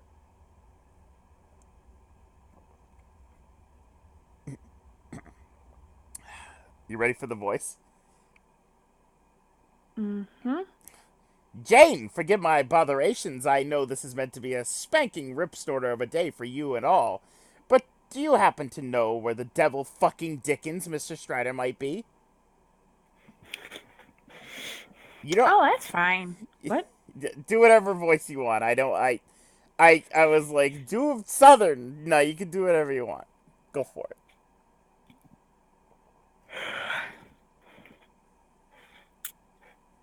Oh, that's fine. I've been meaning to message you sooner, actually. I suppose in all the hubbub today, it's plumb slipped my mind.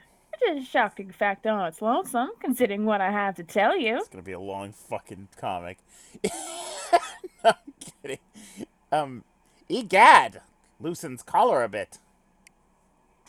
As for the Strider business, he's an elusive guy, Jake. You know that.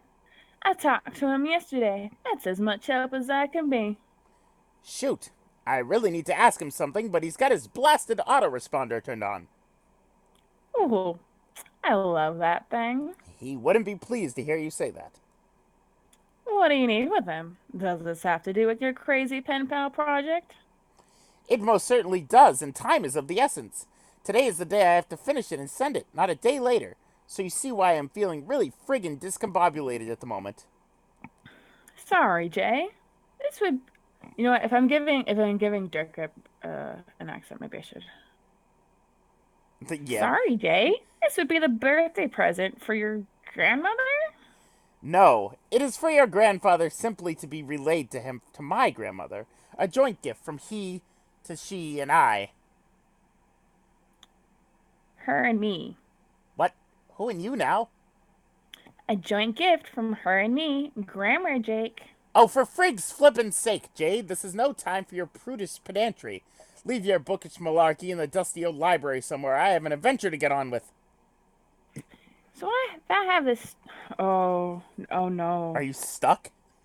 I'm stuck in the southern voice. We have to save. Do we have to reboot Doodles?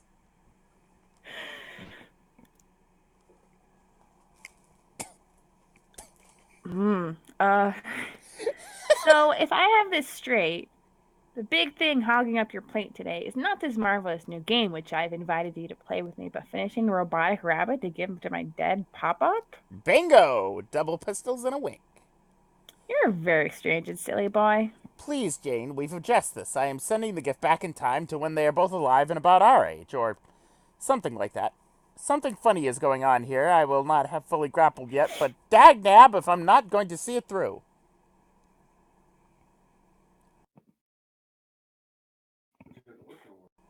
I do have work in the morning. I'm streaming.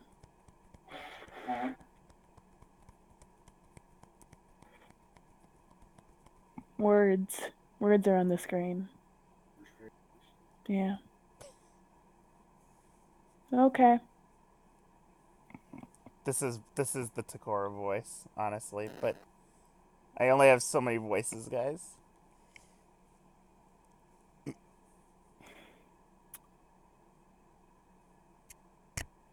I'm just gonna have to make them both southern. Okay, alright. Are you sure you can't shut it off? Not really. I got stuck doing it at work the other day. Ugh. Doodles.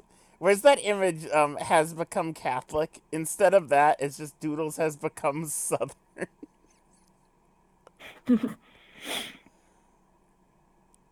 Okay, you're on well Godspeed then. Well, Godspeed then. I do hope you can pull it off. Are you being fresh with me now? No. The crosses stay though. Yeah, exactly. Look, Jane, I know you've never believed me, and you think everything I say is some big cockamamie goof off. But I think today of all days is when you should start taking some things more seriously. Especially since I've always had your back. I've always believed in you. Hey, I believed in you too. However, believing somebody isn't the same thing as believing in somebody. But that much said, I think that maybe I am getting ready to believe some of the wild stories I've heard, or if not believe outright, reserve judgment on at least. Doodles will go so southern that it'll track back around. The accent will be gone. Jane have become Christian. Is that so? I don't know. Still not sure what to think. What I wanted to tell you this morning was I had a really wild dream last night. You were in it. Oh my. Glasses fog up, fumbles for kerchief. Shh, not like that. You were so real. I think you were in the game, even though we haven't started playing yet. I don't know what to make of it. Whether it was a vision of the future or somewhere that exists now, or it was just a really lucid dream due to excitement. What was I doing there? Uh, not a heck of a lot. I really want to tell you about it, but it'll take some time to explain. We both have things to attend to. You with your time traveling lab work, and I, my vigilant window gazing. I'm gonna explain her dream. It starts off black, and then all of a sudden it fades in, and there's Jake sitting across from her, and he goes, "Ah, you were trying to cross the border." You got caught in that Imperial ambush there, along with us and that horse thief over there. I don't want to die. That's Stormcloak. uh, what is this? Did Perf actually do it? Yeah. Yeah. Oh no! I missed the tourney fish. Click on the image. Click on the image. Perf. Wait, where'd they get that picture from? Discord. That's not my Discord icon. Is it not? It is. It is. Oh, Yeah. I forgot to change it. I like that icon though. Yeah, but it doesn't have glasses on it. Just draw glasses on it, like fucking John. It's two rectangles. Too true. Let us reconvene later and sort out all that shit at a leisurely pace. Yes. Okay. Good luck, Jake. Okay, you too, Jane. Bye. Jane, check clock. Hold the phone. 11:10. You almost forgot. 1 minute until the Empire's rebranding launch. You wonder if it'll live up to the hype. Guess you'll find out. Jane, wait a minute. You ride on another 60 seconds and... Huh? Something strange happened to your baking chest. Did the logo just change? You wonder what else may have been affected. Jane, look around.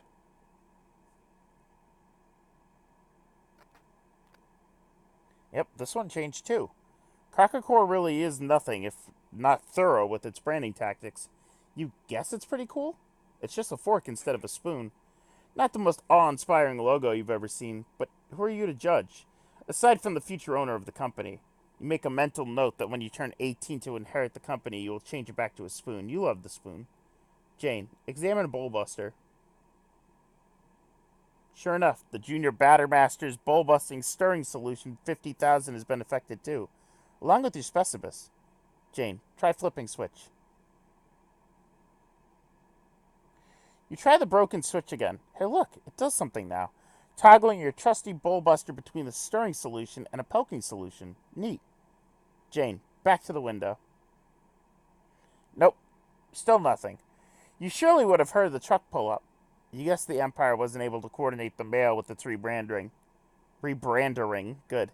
Maybe the U.S. Postal Service is one thing it doesn't have in its gnarled claws yet. Another mental note. Sink gnarled claws into post office when you take over. Jane, open chest. What is this? Click on the purple. Doodle's icon has glasses.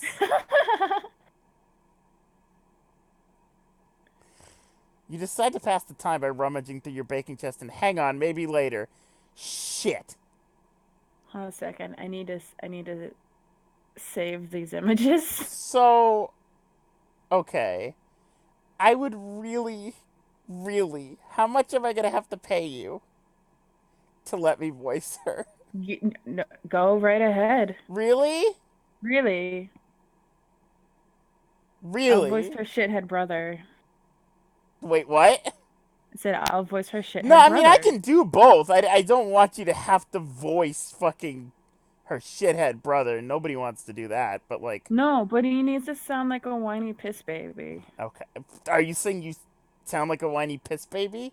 No, I'm saying it's gonna be more humorous if I pretend to sound like I am an 8-year-old whiny piss baby. Got it. Got it. Alright, well, here we go. Because otherwise you're just gonna sound like Cardcat higher pitched. Ah, good morning, love. No, I'm kidding. That's a joke. Nobody leave. I was gonna give her a little British accent, but now I'm embarrassed. I don't know. Man. I want to do a little British accent, but I'm embarrassed now. I don't know. Well, it shouldn't be too different from Kanaya's voice, right? Well, Kanaya's voice is more like fancy. It's not British. We believe in you. Okay. Good morning, lovely. Why, hello. I forgot. Jesus. So, I guess today is finally the day you make everything better. Hmm? It is the day whereafter the legendary octet of mutual fuck off comic progenit pro, progenitory authority. Stupid bad comic. Will come together and heal a great breach in paradox space. She's not even British. Fuck it. A day delivered through 80 billion years in 4 distant universal instances worth unfathomable turbulence. And while the emerald eye of the storm is fixed in abyss to get forever, today you are poised to escape its scowl once and for all. By Skya's guiding light, you may leave behind its turning arms of bright colors and mayhem, and secure peace for your cosmic progeny for all duration. And if you are to meet this departure with trepidation, I would understand. But also I would ask, is there nothing I can do to ease your mind?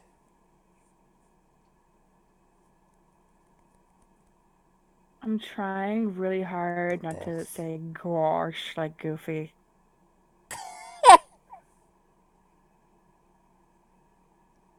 Well, gosh, so formal today. Good job.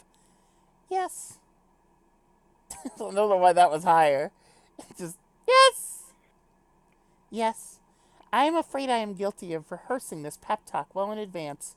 I thought you deserved a proper send-off. Aw. Well, is there nothing I can do? It was a serious question. You needn't worry about easing my nerves. If it weren't for you, I wouldn't be nearly as thrilled about today as I am. Splendid. But remember, I will be here to help, whilst refraining from casual spoilers to the best of my ability. Ah, just like every Twitch chat.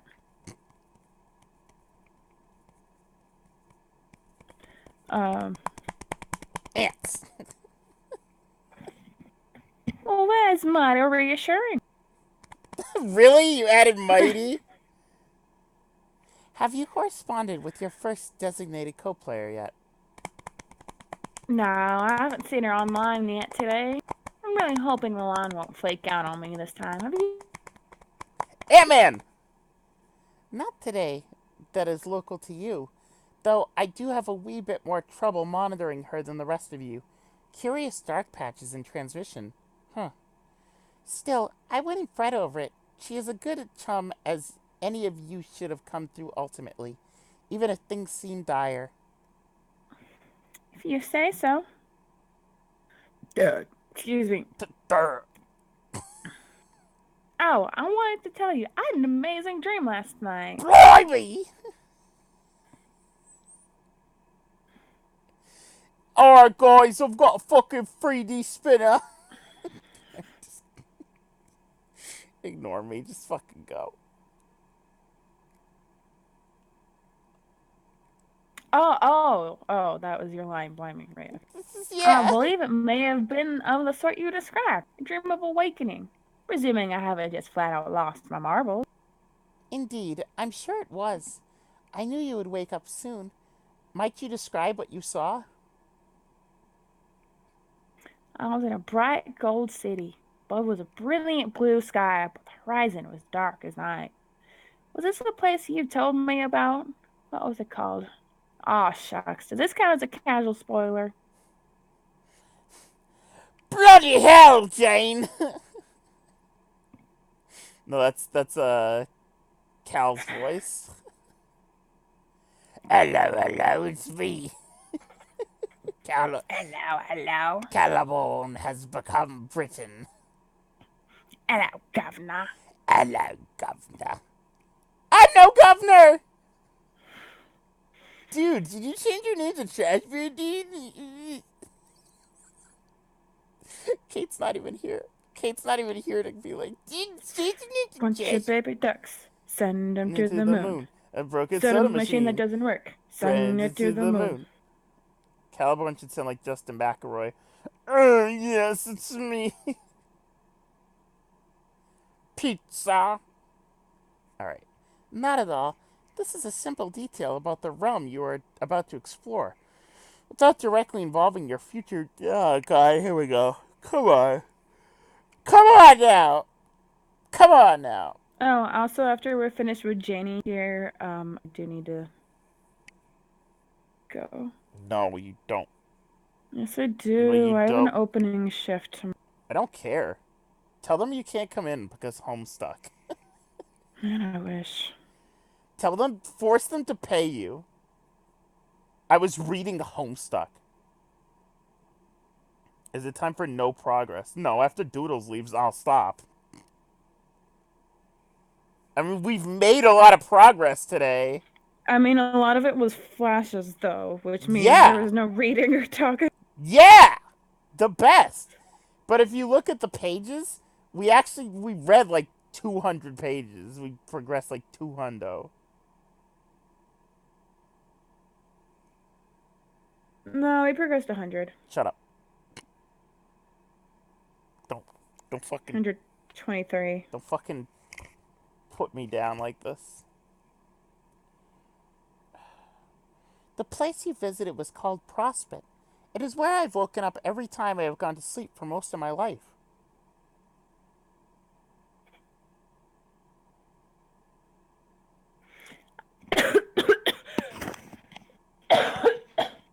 Toodles has become dead.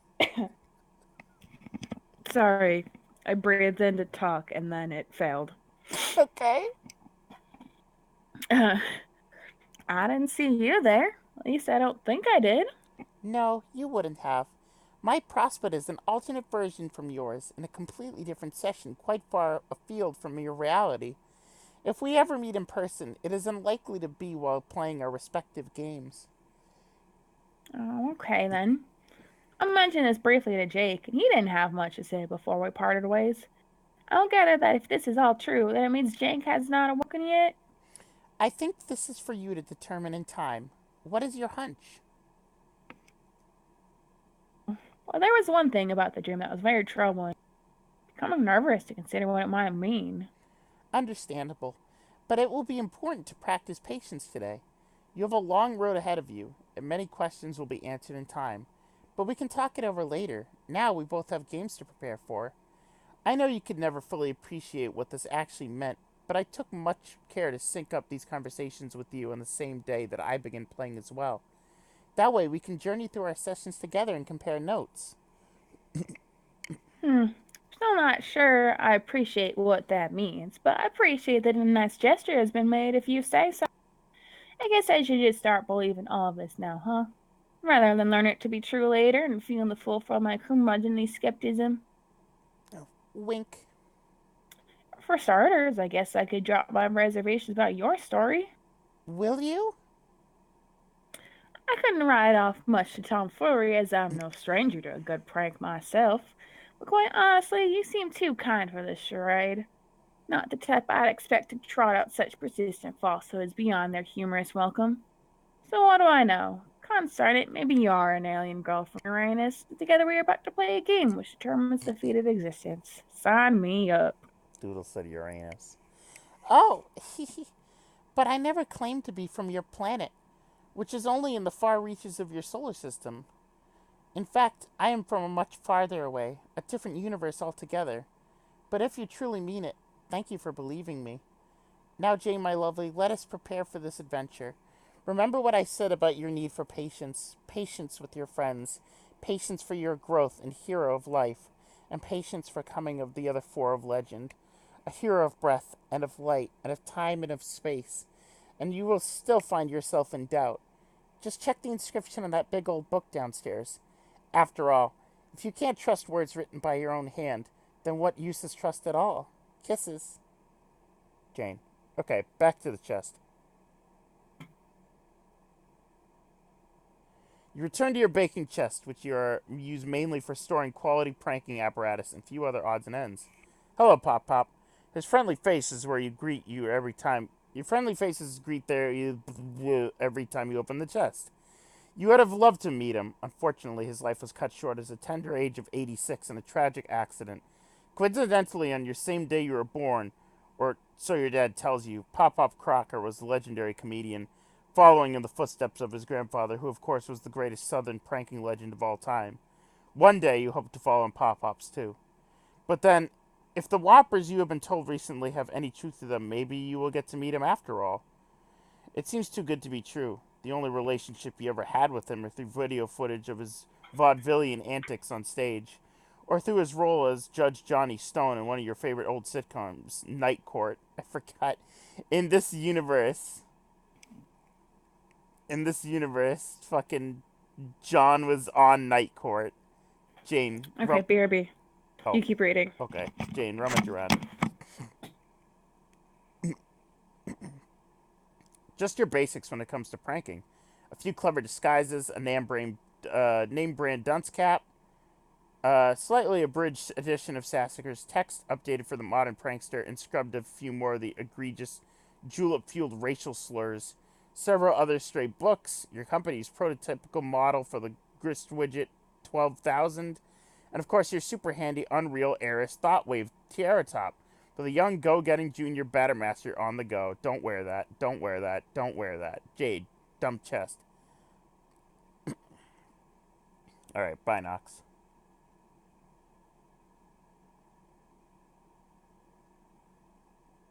There he is. Might as well get all this crap out of here and take it with you. You never know when you might need it. You shut the chest in. Oh, hello, Harry Anderson. Always a pleasure to see you here. We were actually talking about Harry Anderson today at the track. Because he passed away about a year ago.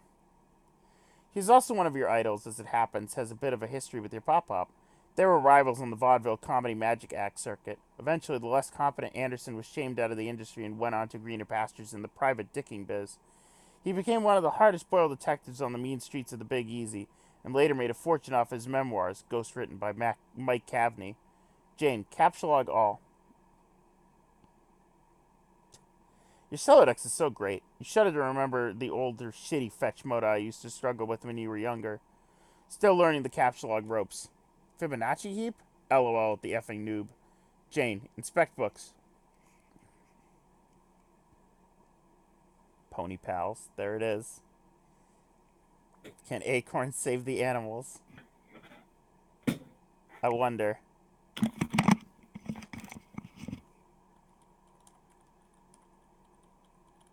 I wonder.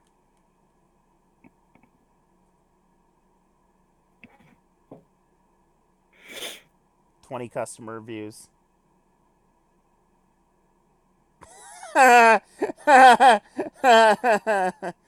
We're still at this, huh?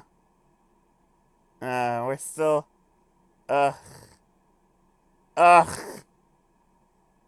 Ugh. We're still doing this shit, huh?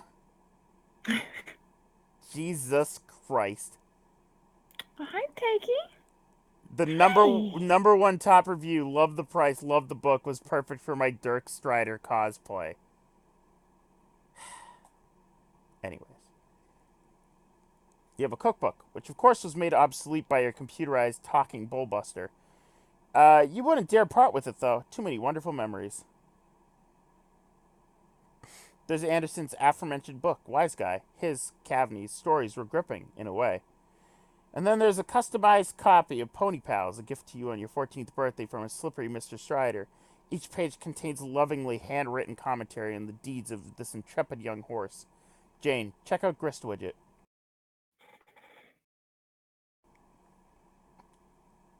This thing's a piece of junk.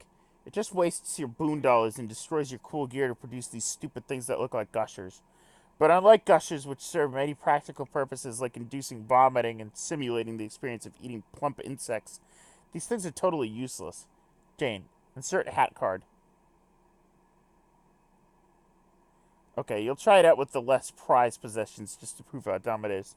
You never liked this hat very much. It makes you look like a gnome and basically isn't funny at all. You pop the card in. The grist widget indicates it will cost 10 boon dollars to convert this object into grist. That's not too bad, you guess. It's not like the currency has much value anyway. It was introduced as a sort of Betty Crocker Corp fun bucks to be used by youngsters specifically on qualifying merch online and stuff. Brilliant business strategy, really. As heiress to the empire, you are naturally endowed with millions, which you have a reputation for being very generous with. You have been considering your wealth to set up a scholarship to allow underprivileged kids to go to Boone College. Jane, activate. See? Utterly pointless. You hope Crocker Corp was going somewhere with this technology, because if not, this product is first in line for getting the axe when you're in charge. Jane, wear tiara top. Please don't. Please don't, though. You put on your highly fashionable Unreal Heiress Thoughtwave tiara top and flip it on. It immediately hums to life as its blazing fast processes mingle with your thoughts. It is the most efficient computing technology in the world by far, as long as you don't wear it for too long. But aside from a few migraines, you can't possibly imagine any obey drawbacks that might cease reproduction, could come with submit, merging, consume. Your thoughts with embrace your calling. Experimental technology for conform to social order from a stay asleep, extremely powerful die corporation. Wait, what? Jane, continue vigilant window gazing. It's hypnospace. Oh my god. You're right, it is. Still no sign in the mail. Might as well keep the tiara top on while you look, even though it means suffering through all these bullshit pop-up ads. The way you keep an eye out for Lalonde while you're at it. This is in everybody's periphery vision. Just fucking Guy Fieri all the time. Right here! Speak of the devil fucking lesbian. Jane, answer Lalonde.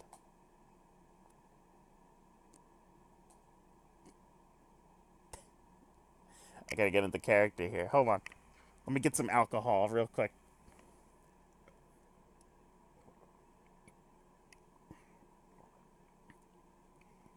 Jane! Hey, Janie! Answer, please. Answer, Jane? You're just Linda Belcher. No, it's not Linda Belcher. Just go on. Read your fucking line! OMG. Overreact much? I kept you waiting for all of 2 seconds. Where have you been today? Nowhere, just chilling here. When all of a sudden, All of a sudden. when, Oh, oops. when all of a sudden it hits me that we have something really fucking important to talk about. This hit you just now? We made plans to get in touch early this morning. I've been seeing neither hide nor hair all day. It hits me that Jake's B-Day is coming up real soon. Just a few more days before mine, remember? Or just, I guess it would happen to be if it wasn't for the end of the world that's about to happen.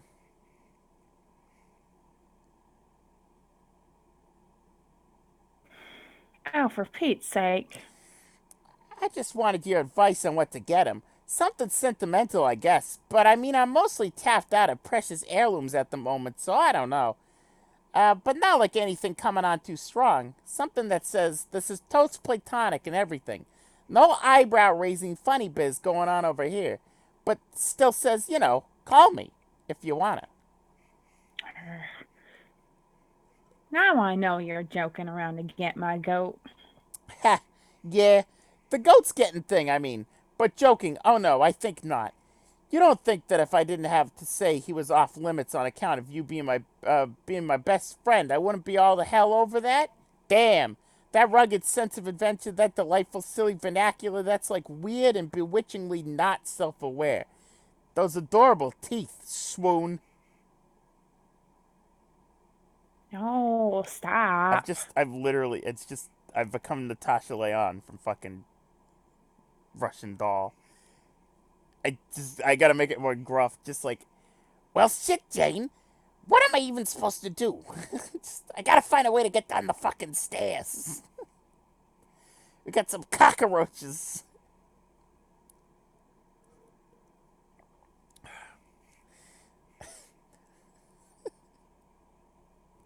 I posted that video of Amy Poehler doing a Natasha Leon impression, and it was so bad. It was such an awful impression. It was just so bad. It made me laugh so hard. I can't hit on anybody, and apparently I can entertain nary a frisky thought about anybody because apparently everybody's off limits. Bunch of goddamn typos. Shit sucks.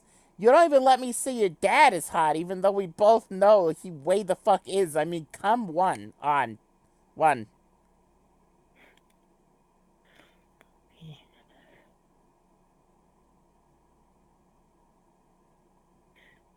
Sorry, this is just one of the problems I have with my hearing is I end up mimicking whatever I'm hearing.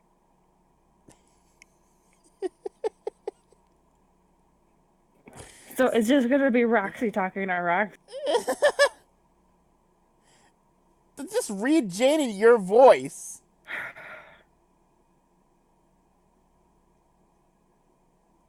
Can I even remember my own voice?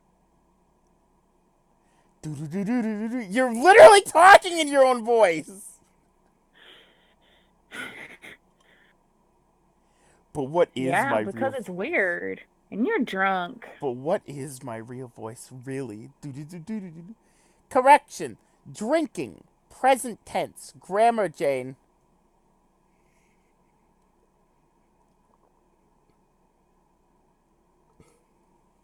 I don't see why you don't try to court the favor of Mr. Strider. If you ask me, he and you are perfect for each other. Oh, Jane. So naive. So naive. Lordy, how can you be this far gone so early? It isn't even noon yet. You forget we live in different time zones. It's a lot later here.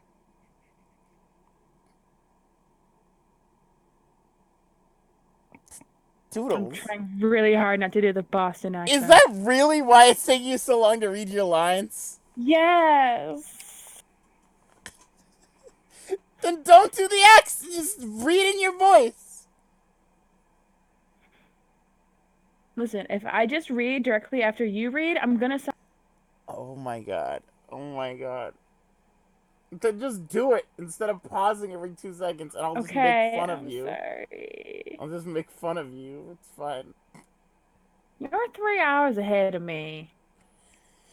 You'd be amazed how much can happen in 3 hours. What would your mother have to say if she caught you? Pretty sure she wouldn't give a shit. I mean, she's the one who stocked the goddamn liquor cabinets in the first place. I don't even think she had a drop in her life, probably. So why else is she putting it there? It was like a passive aggressive dare for me. Aggressive. Just the sort of mind game she would play.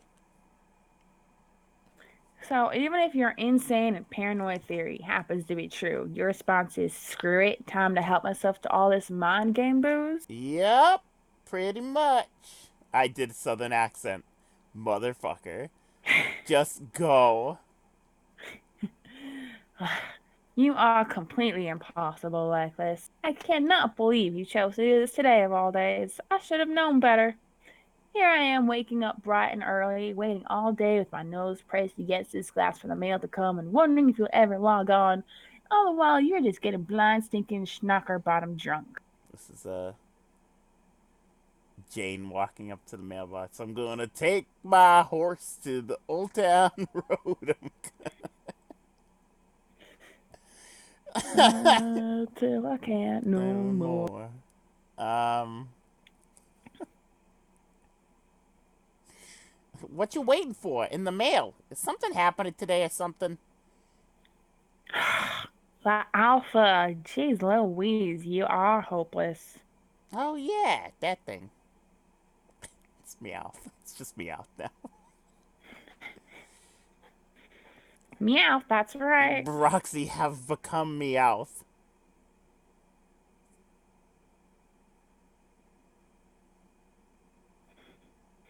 Are you all ready to play if it comes? Brett, no. Brett, no. No. Epsilon. Memory is the key. I guess.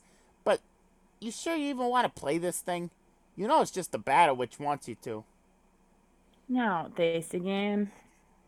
If you want to go ahead and be a chump, Jane, it's your call. I'm just saying. I know what a chump looks like. If you don't like no chump, you don't look like no chump I ever saw. If you go through with this, I'll have to add your profile to my chump roll, which is like this real actual thing I maintain, instead of being a joke. Is that what you want?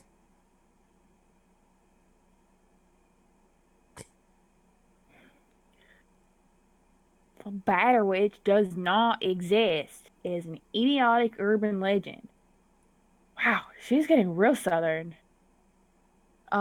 How many times have I explained this? My great great grandmother who founded the company and is accused of holding this identity would have to be almost 200 years old if she were still alive today. The idea is such preposterous hogwash it's hardly worth dignifying with a rational response. The iconic face of the company isn't even a real person. She was fabricated long ago during the company's fledgling years.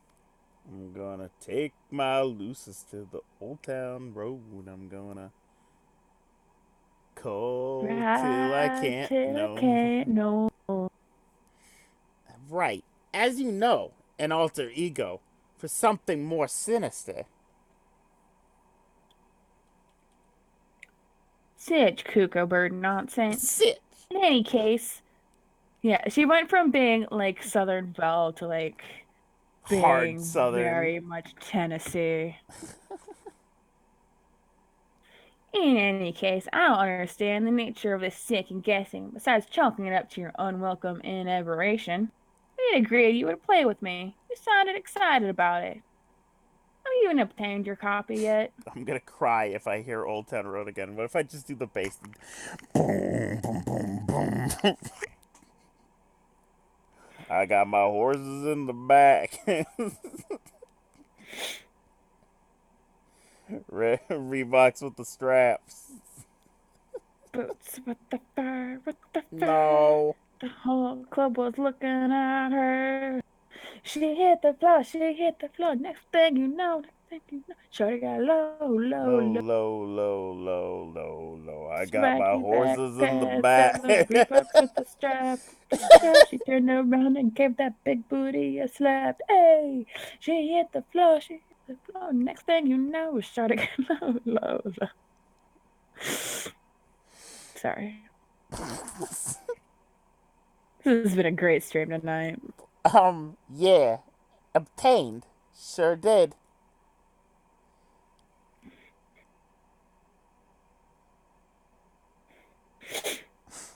Just read it in any voice you want. Listen, that's not the issue here. You lost the I space? have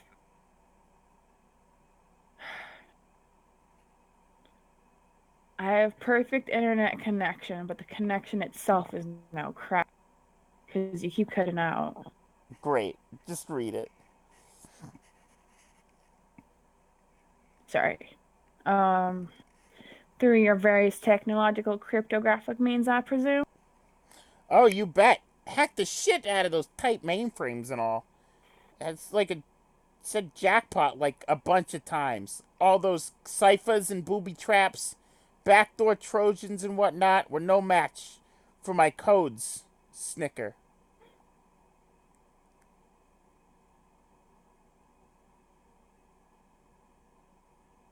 Did Did you finish? Yes, it's Doodles time.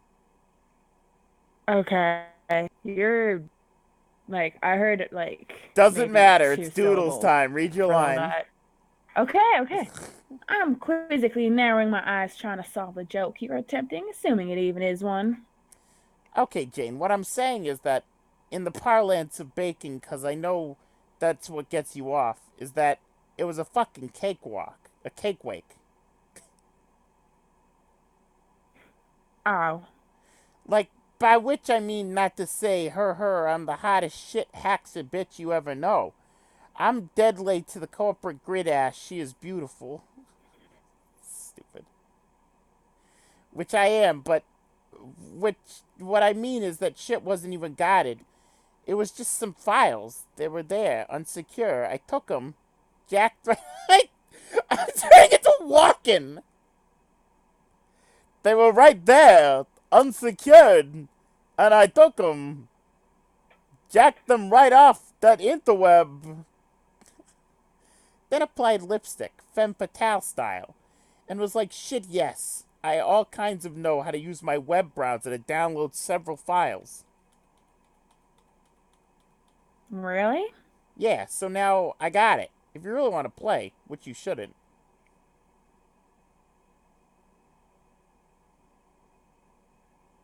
Which you shouldn't. Hmm. That is a bit puzzling. I thought this software was highly proprietary. I told you, she wants you to play. Wants all of us to. Part of her big plans. And you're playing right into them. Like, It's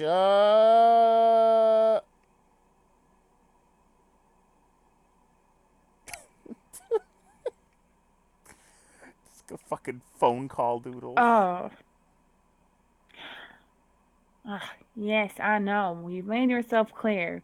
What doesn't add is I believe somebody doesn't want me to play. How else do you explain the recent attempts on my life? Dunno. Someone out there wants to stock Price to take a hit.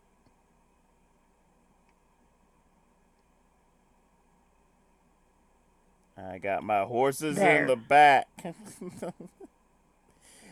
Every time Doodles doesn't respond, Ryan just starts singing Old Town Road again. I honestly can't tell when you're finished. I'm gonna take my horse to the Old Town Road. I'm gonna. Yeah, that Wi-Fi extender really helped, huh? Well, the problem is it's boosting the 2.4 instead of the 5.0. Oh, that's not good.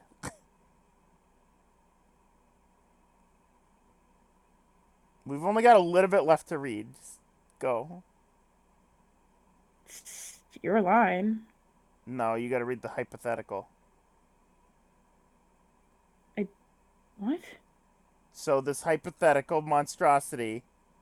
You read those lines? Yeah. Oh. So this hypothetical monstrosity wants me to succeed, but also wants me to die. Makes a lot of sense. Wouldn't put it past her. Makes you feel perpes- per- persecuted. Hey, persecuted. We have a persecuted in the chat. Right, Perp? Are you feeling persecuted?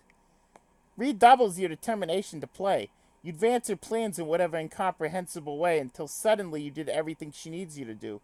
At which point you become crazy expendable, yo. And then she expends you. Like a wad of boondollars on shitty BC merch.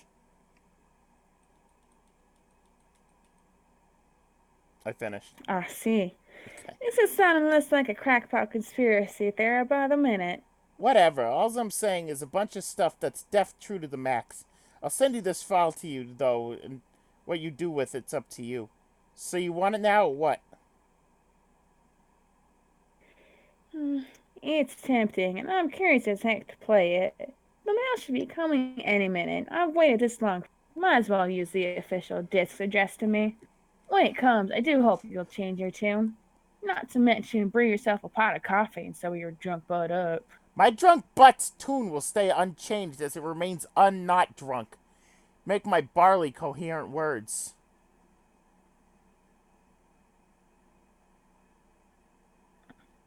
Okay, fair enough.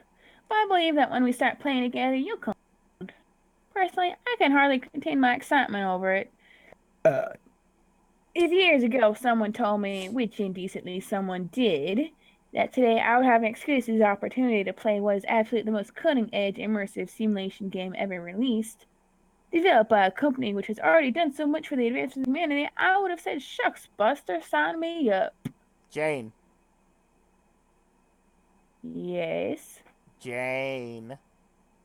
What? Jane, did you know that I'm utterly in love with you? I'm gay. I'm a lesbian. Let's make out now. And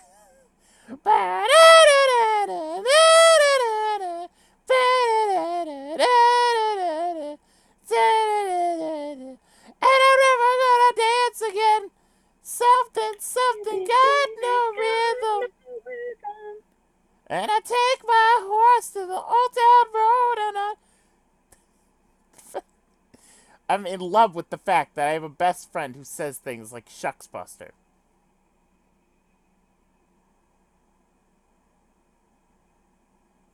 Where the fuck is the tab? I'm clicking on every tab but the right one. Shush, you drunkie. Oh. What the fuck? The thing. The flappy thing. Oh, the red flappy deal. How much more reading is there? Oh, there's not much. Okay. Flappy swing a doodad. The arm dealy. The dealy on the dealy. What? god darn red swingy flapping lever arm thingabomb, whatever, on the mailbox. Breathe, Crocker. Slow breathes like this. I'm breathing regular, FYI. It's up, it's up, it's up, it's up. I don't get a lot of mail out here, and I'm no mail expert. But doesn't that mean not the right thing? Like, you're supposed to put it up if you want something taken away, not have the guy put it up if the mail comes. I think your mailman is quite possibly a dumbass. No, who cares about that? The dealie, the dealie! It's up, it's up, it's here, it's here, it's here. Ah! LMA is so fucking at this.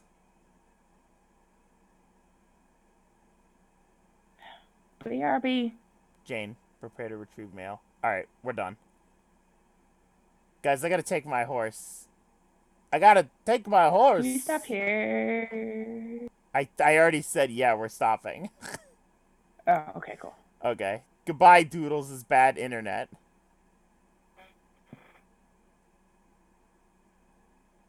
Alright, guys, I'm gonna take my hypothetical... Hypothetical? I'm gonna take my horse. I'm gonna take my... What? Do people really think that's the name of the song?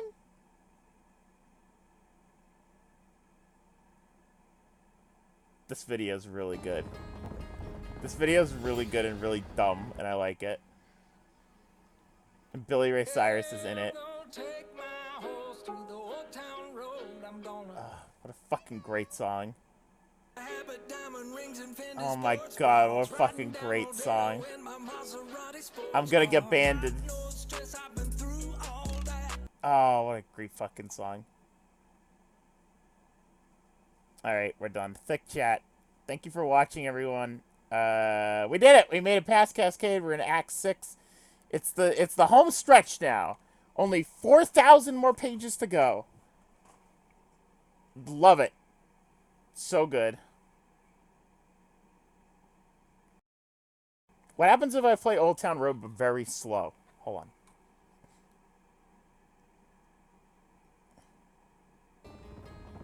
One more act. If I just slow down.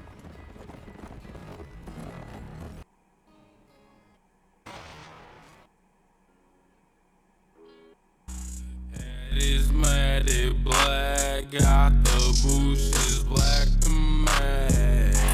Riding on a horse, ha, you can whip your Porsche. I've been in the valley, you ain't been up off that porch. Now, can't nobody tell me nothing. You can't tell me nothing. Can't nobody tell me nothing. You can't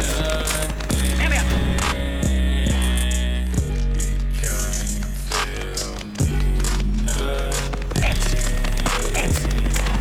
Riding on a tractor, all in my blood.